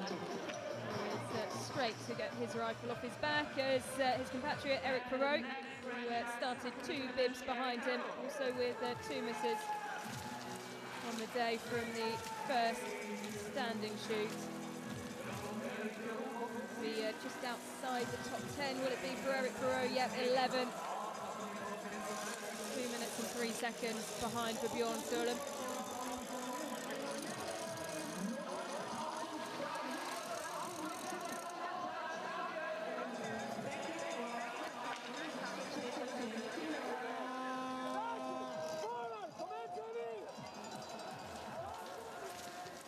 Sebastian Stolder clean on the day, 20 out of 20, but still trailing by well over 2 minutes and 40 seconds.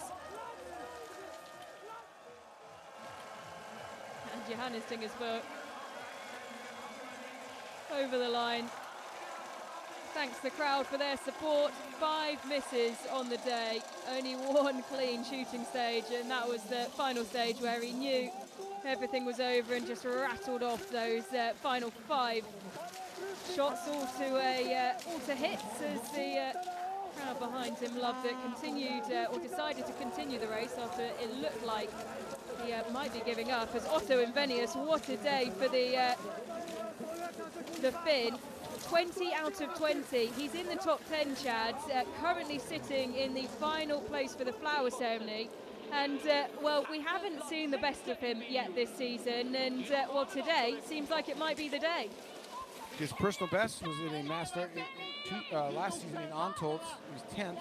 I think this could be better. Right now, Otto Invenius fighting for the eighth spot with Johannes Dalishevdal at the 19.3 kilometer mark, which is his next time check. So this is really the only story out on the course.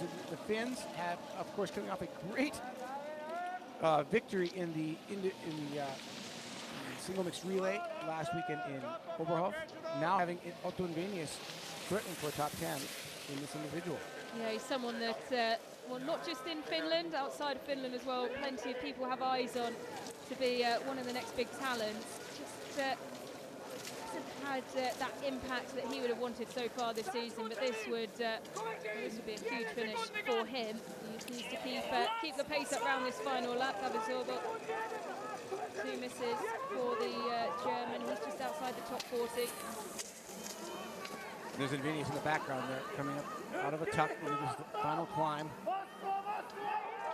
Trying to slot into the 7th spot ahead of Samuelson's time, 1:44 back. I don't think he's going to get that one.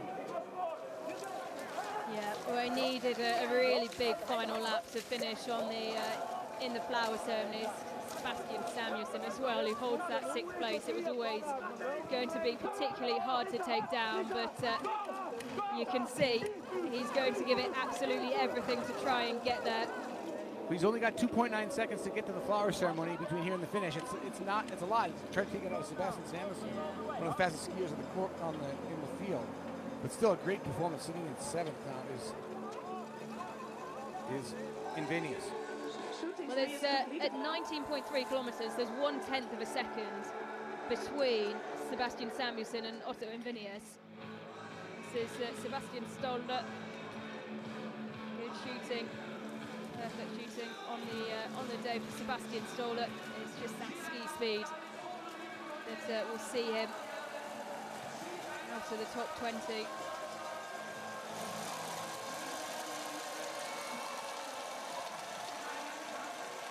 And the home crowd loud and supportive. Davidovo. 41st, 2 misses. The German drops to the floor. Well, here is Otto Invenius. Well, keep your eyes on the time. This will be exceptionally close. There was just 1/10 of a second in it between Sebastian Samuelsson and Otto Invenius at the 19.3 kilometer mark, and he's just off the flower ceremony. It's a huge performance regardless. So close. In the end, it was 1.2 seconds. He just couldn't match the pace right at the end, but perfect shooting for Otto Invenius. We won't have any flowers to send home to Finland, but he's still a personal best. You can see the coach who has done so much for that program. Yep, Erik Tornes Kolstad has really pushed the standards in terms of, particularly in the shooting range. The Norwegian coach in charge of the Finnish team, and a really good performance for Otto Invenius. A personal best by 3 places. His 2nd time finishing in the top 10. Finn's on a roll right now. They are indeed. Great things happening there. Yeah, great to see. On the skis as well, it's not, we speak a lot about the work that they're doing in the range, trying to replicate race conditions in training more often. But the hard yards they're putting in terms of their ski fitness as well. Evident with the results we've seen from the Finnish team over the course of the last couple of days. There's Jan Bunke now, 22-year-old from Poland. He's got 2 medals from the Junior World Championships last season. I think this is a guy we're going to see pop one pretty soon. He goes right ahead of Campbell Wright. He's in 29th place. Campbell Wright being forced to 30th now. 74 just came across that as well. Dr. Haken. Yep. Got to say the Finnish coach, I think Erik Tornius Kulsted in the second year at the helm of the Finnish team has to be at least in the running for Coach of the Year. I think for the Biathlon World Cup right now, both the women and the men doing great, breaking new ground. They get a victory last week, but Norway, no surprise at the country at the top of the leaderboard. A little bit of a surprise at the name. Yeah, Bjørn Solem, dominant performance, 20 out of 20 in the range, and well, it was a perfect scorecard as well for Emilien Claude, but you look at the time difference, 52.1 seconds between Bjørn Solem, who took top spot, and Emilien Claude in second. Just shows you the kind of shape that Bjørn Solem is in. And Chad, you have to say, plenty of eyes, not just from Norway, but from around the rest of the world, will have eyes on him for a medal at the World Championships, which of course is just on the horizon. And this is exactly the kind of time you want to be coming into that form. Absolutely, he couldn't have timed it better. And I think the fact that there is a World Championship event in this actual event, it's really timely for Bjørn Solem. We've seen that he can ski fast, but the question is, can he shoot well? And the ultimate test of the ability to shoot well under pressure is this 20-kilometer individual, because you almost need similar ability in the relay to keep the team in the relay. So when you choose a guy who wins an individual, you kind of have an eye on him for the relay as well in the World Championships. I still think he's got some work to do on that selection, but I would be surprised with the victory in this individual competition that Bjørn Solem wouldn't be on the roster to go to the World Championships and at least start in this event. And that's a tough thing to do. And rounding out the podium, Andres Rastaguyev's his first podium since that surprise mass start silver medal at the World Championships in Novi Mesto last year. A solid performer in this event, just off the podium in the individual competition in Novi Mesto at the World Championships. And very, very strong performance today. Not much between him and Emilien Claude at all. There was just over 4 seconds between second and third, but your eyes always drawn to that huge gap that was laid down by Bjørn Solem. Nicholas Hartveg as well, another really strong performance. And Chad, when we talk about coming into form ahead of a World Championships, to see the Swiss flag in fourth, Nicholas Hartveg, well, certainly one to watch as we head to Switzerland and his home snow for the World Championships. Yeah, we've talked about this before, that you need to be in the position and maybe fail a few times before you're going to succeed. Nicholas Hartveg, 1 miss on the day. If he had cleaned, he still wouldn't have won, but he would have been on the podium in second spot. And this is a sport of coulda, shoulda, woulda. None of that for Emilien Claude. He's 20 for 20 and gets second on the day. Rastaguyev, same thing. The single miss cost him the victory, and Nicholas Hartveg, the single miss cost him the podium today. But I think that Nicholas Hartveg has done it more than once this season. Finished near the top of the order, starting early in the start order, and I think that's his MO. He start early in the World Championships event. Could bring home, could make it a pretty special day in Switzerland for the Swiss biathlon program. Yeah, he certainly seems to like being in that position where he's laying down the early pace.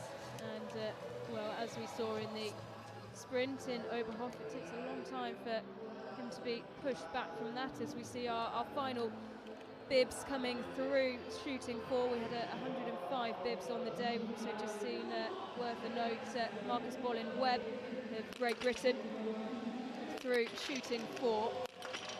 His 6th World Cup start. He's set his sights on competing at the Olympic Games next year. Was also qualified as well to represent Great Britain on the World Cup in Antholz next week.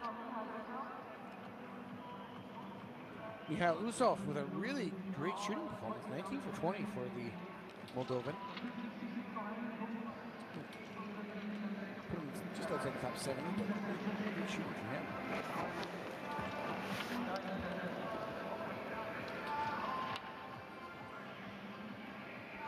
Well, worth pointing out, 9 at the minute. We have 8 nations, is it, Chad, in the top 10. We have Switzerland and Norway with 2 athletes in the top 10, and a nice variety of flags. Yeah, David Komats from Bib 57 shoots clean and finishes in the 9th spot. We saw a little bit of him outdoing Venius, as we said, with new personal best in 7th. Samuelson, the only Swede in the top 10 in 6th, even 18 to 20. And Vyacheslav Hornig, Czech athlete, with a new best. He'll be in the flower ceremony in 5th. Clean on the day. Excuse me. And Nicholas Hartwig, 4th. With Rastaguyevs from Latvia in 3rd. And that's kind of one of the strengths of this sport of biathlon, is there are a lot of nations who do it and a lot of nations who do it well.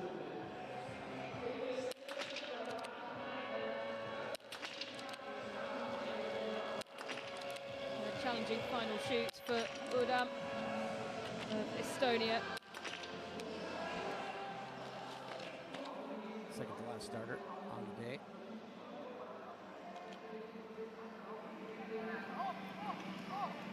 Flora of Romania, the final starter, did 1:05. We're about a little over 4 kilometers from the wrap-up of this event.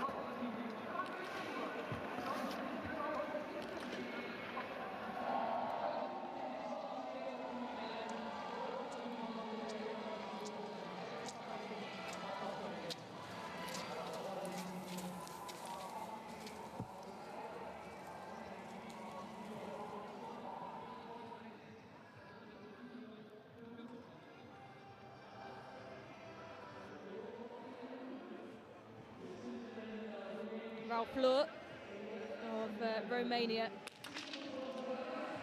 had recovered well from missing 2 in his first visit to the range, and then 1 miss before he flies through 3, and then another miss right at the end. I believe that should be close to, if not, will close our shooting range for the day.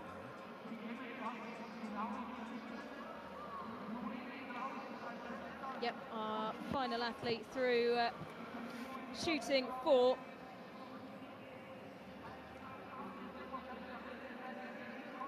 On DNS, of course, that was Jake Brown, and Mukin of Kazakhstan with a disqualification.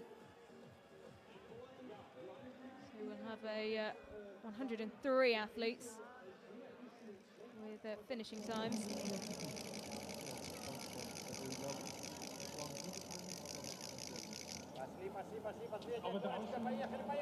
Number 96, Asik Dusinov, on his 28th birthday.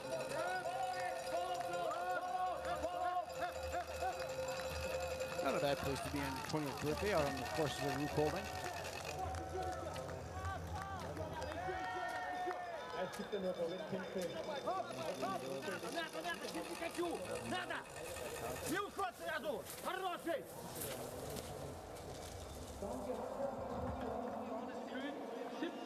This 20-kilometer course utilizing all 4 kilometers of the entire race track.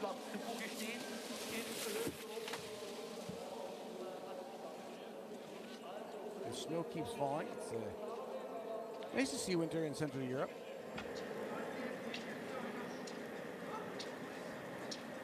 A real mixed bag of conditions as you come to expect in Overhof last week. We ended with a lovely day, didn't we, Chad? A final day that was graced by the sun for once. Yeah, it's been a while since Overhof was that sunny, but that was a nice way to wrap up what started out as a pretty rough first day with downpouring rain.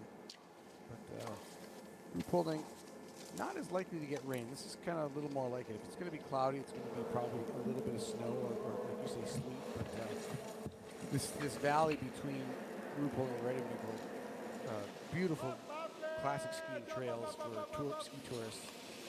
It's about a 20-kilometer one direction ski through the valley. It's not very technical. It's very beginner friendly, and it's a great place for Ruhpolding, a kind of a spa town, known for its spas and its kind of quiet atmosphere. Except for Ruhpolding becomes a bit of a party in town, and it's if you want to go see biathlon at its best, this is a great one to visit. The Antolz next weekend as well is great. Oslo is a great venue. Oberhof, of course, if you bring rain gear, is an awesome venue. Great atmosphere at these World Cups, but Ruhpolding is definitely one of the granddaddies of the sport, if not the granddaddy. It's been featured as part of the World Cup for regularly for over 30 years. And the party's already beginning if you hear the music in the background. Well, my eyes might have deceived me there, but I believe we got a glimpse of someone wearing quite an old Bjornsölum race bib there, and plenty taking selfies with the person wearing the vest. So I wonder whether that's potentially the family, a relative, a friend of our winner today in the crowd. More than likely, the athletes get a training bib for every World Cup season with a name on it if they're regular on the team on the circuit. So it could be an old training bib for the World Cup circuit from a parent or in-law or something.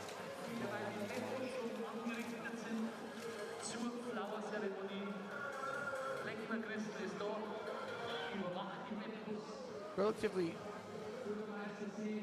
small crowd by Ruhpolding standard. It is a Wednesday afternoon, so through the work week, we should see that entire periphery of our shot grow to be full of people by the end of the weekend. We have relays ahead of us as well as the mass starts on Sunday. Women's individual though tomorrow. Yeah, we have, of course, this extended race program in terms of days, 5 days of racing here in Ruhpolding, of course, starting today. Then we have the women's individual, as Chad says, tomorrow, and then in a slight change of the order in terms of what we're used to, it's the relays that then take centre stage on the Friday and Saturday before the mass starts our only double day of racing on Sunday.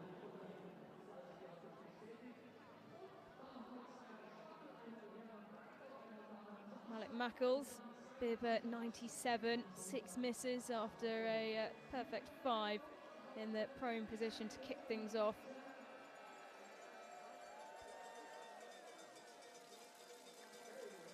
'93 of our 105 over the line.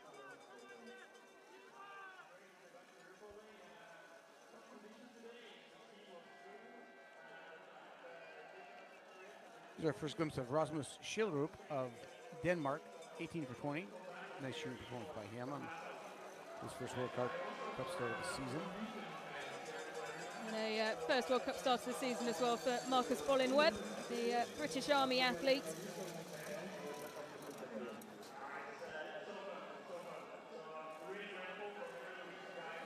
It's Mikito Tashizaki, 16 for 20 today. Across the line in the spot. Pedrucci had a pretty rough day there as well. Eight misses for Dimitri Pedrucci. I thought maybe this was a dark horse day for him, but shooting kind of falling apart for the Ukrainian athlete who had such a great week in Oberhof. Well, we've seen not just this season, but you know, Chad, we speak about it a lot. It's so hard if you're at the top level, the very, very top level, to maintain consistency. And you know, particularly when you come off these highs and the racing comes in such quick succession, it's a real challenge to keep that momentum going. Absolutely, and you know, you've got the human body in the mix, and the human body changes under stress, and a lot of it, you know, there are germs all over, everywhere, and you know, when you're tired and exhausted from racing and from the toll of traveling, it's so easy to get sick, and if you're sick at all, you can't do the sport, and that's why we see people do not start it off of even just the sniffles, because it can unravel into the end of your season very quickly. So these athletes have to be very diligent about their health. About you see a lot of these athletes wearing masks just in everyday living when they go to have meals with other people from not from the team. So it's a tough. It's you give up a lot for this cool atmosphere, for this lifestyle.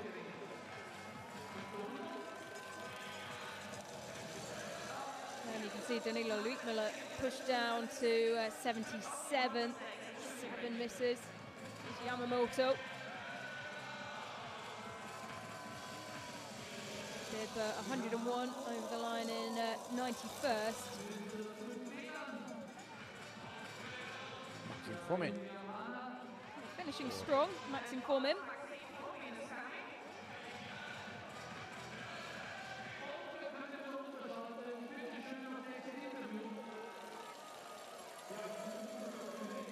In the 78th, so you've got 2 more competitors on, or 3 more competitors on the course.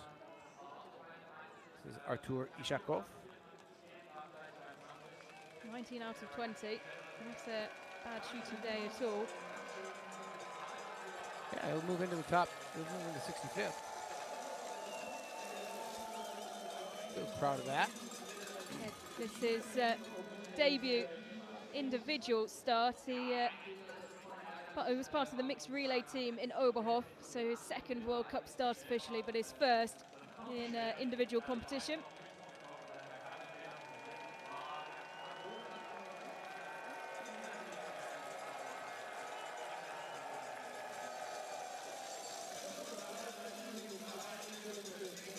He's Udam of Estonia coming across the line in 83rd, and our final competitor on the course,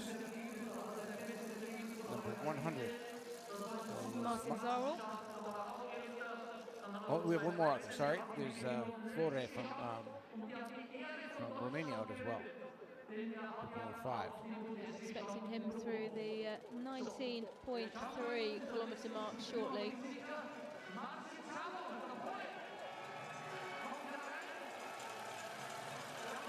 Martin Zarel over the line in 92nd.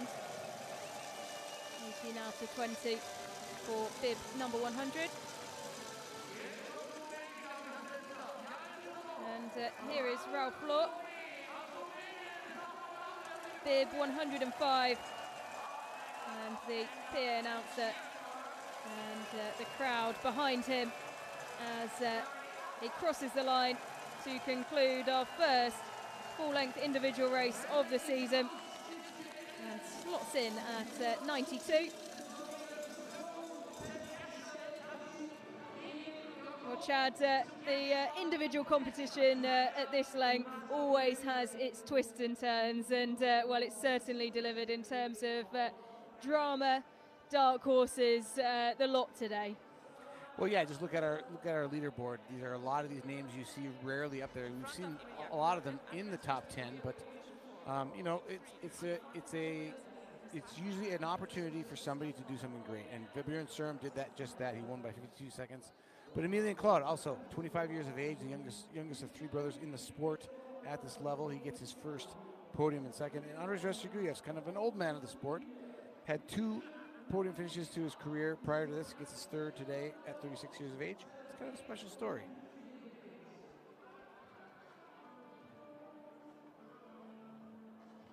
Stromsheim, the red bib, with 19 out of 20, finishing 18th. Emilien Jacquelin, 2 misses on the day just behind him. Campbell Wright's down in 30th, the blue bib.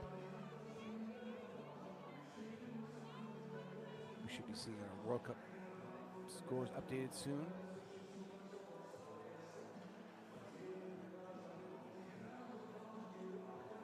See Maxime Germain from the United States, 35th with 2 penalties on the day.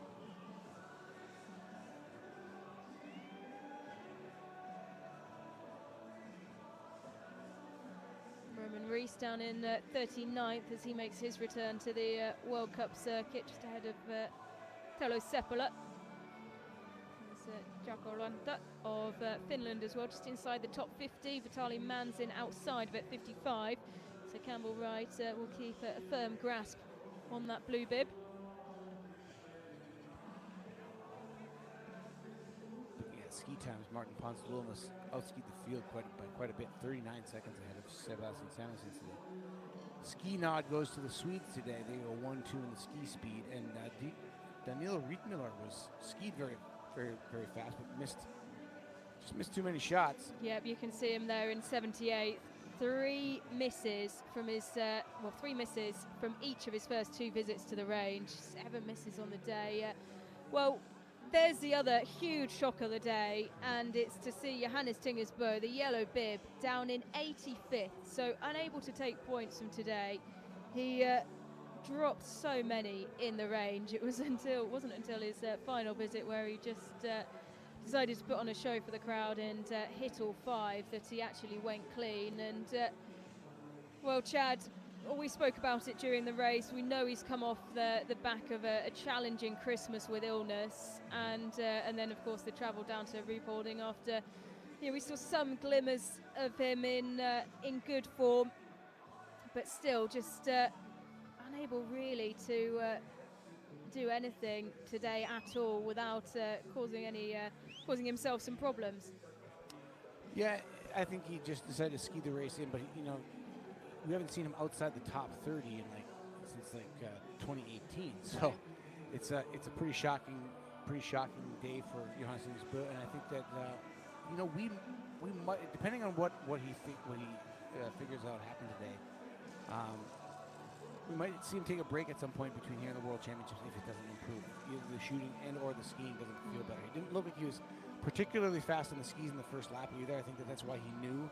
Yeah, he was competitive and still faster on the loop, but with the misses that he had, he wasn't doing good biathlon. So, be interesting to see what his take is on it and what his decision going forward will be in the next few days. Will we see him on the start in the relay, for example? Maybe he'll rest up for the mass start.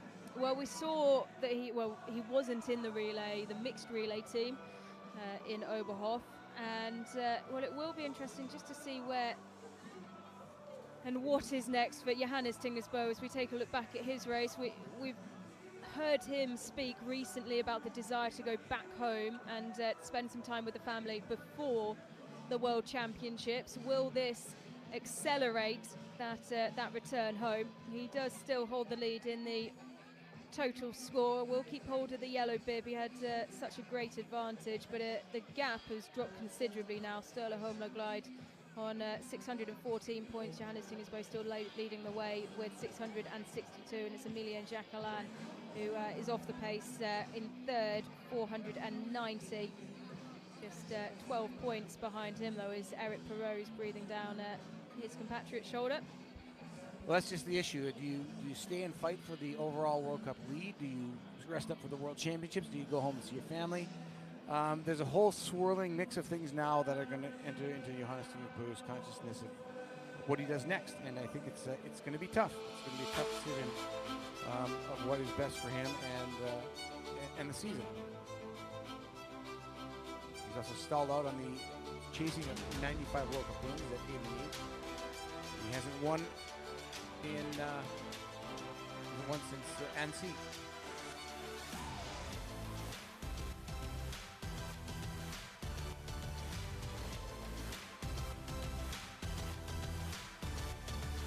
Doing a recap of our top 3. Andrei Rasuguyev's, his 3rd career podium finish in World Cup competition at 36 years of age. Oh, his 4th, excuse me. 2nd 3 times, never 3rd, never 1st.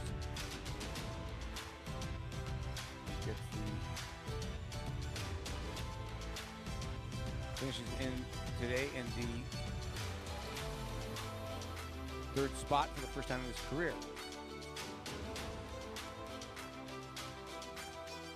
Emilien Claude with his first ever podium, and he does that on a 20 for 20 shooting score, as does the Bjørn Sørum, the winner today.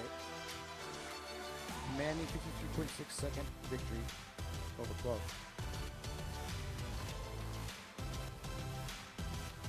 Seeing a lot of different names atop the winners board this season. It's fun to see these new young athletes. And here's amazing your first World Cup win. How does it feel, and do you already believe in it? Yeah, it feels amazing. Perfect race, and already after the final shooting on the final lap, I got emotional, so I had to like get myself together and breathe and go to the finish line, because I knew that in the first timing point, I knew that I will get a win, and yeah, of course it's emotional. I've been so close this year. I've done biathlon pretty good, but it doesn't have like the top results yet. Now I have it, and it feels amazing for sure. Crossing the finish line, did you believe that it's gonna be the win, and how did you feel when Andrew welcomed you so sweetly? Yeah, I think you saw when I crossed the finish line, I knew I'm going to win, and for sure, Andrea is one of my best friends. We trained together for the last 10 years, and yeah, it feels amazing. Also, my dad was on the tribune, and yeah, it feels amazing. You will definitely remember this win. Congrats again. Thanks, I will.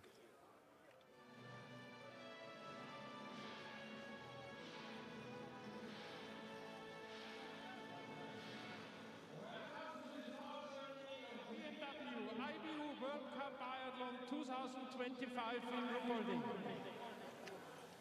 Individual men, herzlich willkommen zur Siegerin. So great to hear from Björn Solem after his first career victory. Einzelwettkampf. The prizes will be presented by, die Preise werden überreicht von Tore Boygard, the representative of the IBU, from Justus Pfeiffer, the mayor of Ruhpolding, and from our OC president, Hermann Hipf. Third place, dritter Platz, Andrais Rastoguius, Latvia. Latvia back on the podium. It's Andrais Rastoguius who steps up. A brilliant performance today to finish in third place, 19 out of 20.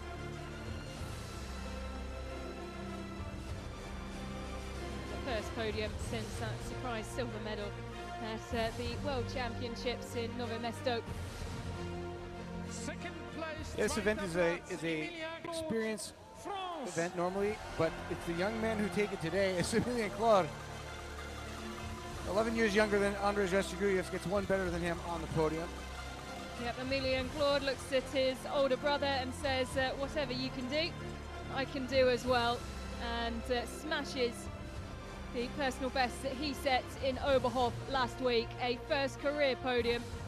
First place, erster Platz, Björn Solem, Norway. And a first podium of the season and a first World Cup victory for Björn Solem. It's all been going in the right direction for the Norwegian, the most improved athlete through the first trimester. And he finally has the opportunity now to stand atop the podium. He moves into the top 5 overall in the standings, behind Eric Perrault, Emilie Jacquelin, Sturla Holm Lagrad, and Johannes Tingus Bø.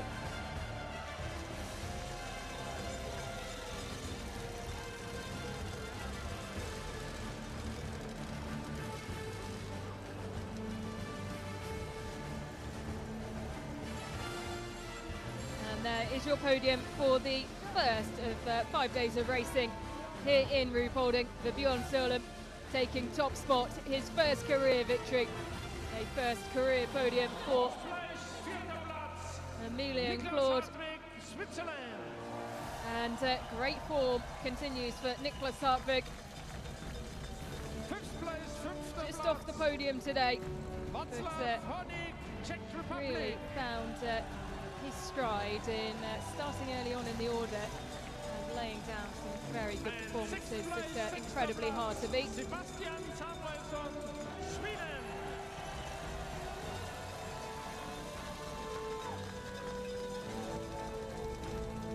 Vladislav Honig and Sebastian Samuelsson in 5th and 6th. Another flower ceremony for Sebastian Samuelsson.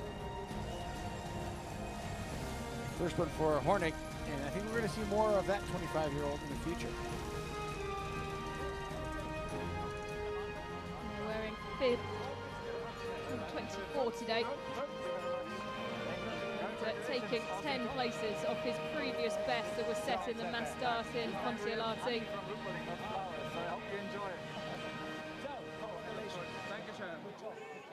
Sixth place, Sebastian Samuelsson. Fifth place, Václav Hornig. Fourth place, Niklas Hartwig. Auf der 3, Andrei Rastovius. Zweiter, Emilian Claude. Und auf der 1, Vebjörn Sørum. And Chad, a brilliant 8 nations represented in the top 10. And particularly important as well for Switzerland to have 2 names in the top 10 as we approach the World Championships that they'll be hosting in February. But once again, great diversity in terms of the flags on the podium. Yeah, this individual competition is, we've said it all along, is a great opportunity for diversity at the top of the leaderboard, with the shooting being a premium, and we should see more of that again tomorrow on the women's side. Is the same event in the 15-kilometer fashion for the women. They'll go 15 kilometers with minute penalties as well. Yep, you tee it up perfectly, Chad. We will be back once again tomorrow with the women's 15k individual. That starts at 2 Central European time, and there are how things stand in the individual score. Stromsheim keeping hold of the red bib, but it's Vebjörn Sørum who slots into second, 90 points for that first victory.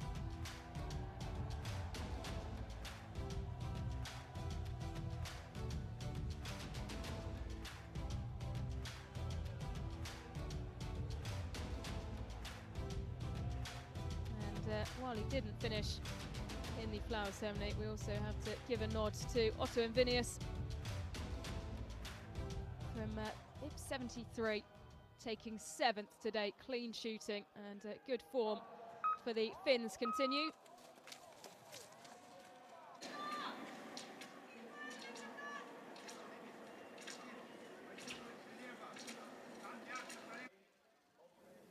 As we take a look back at Stromsheim's race.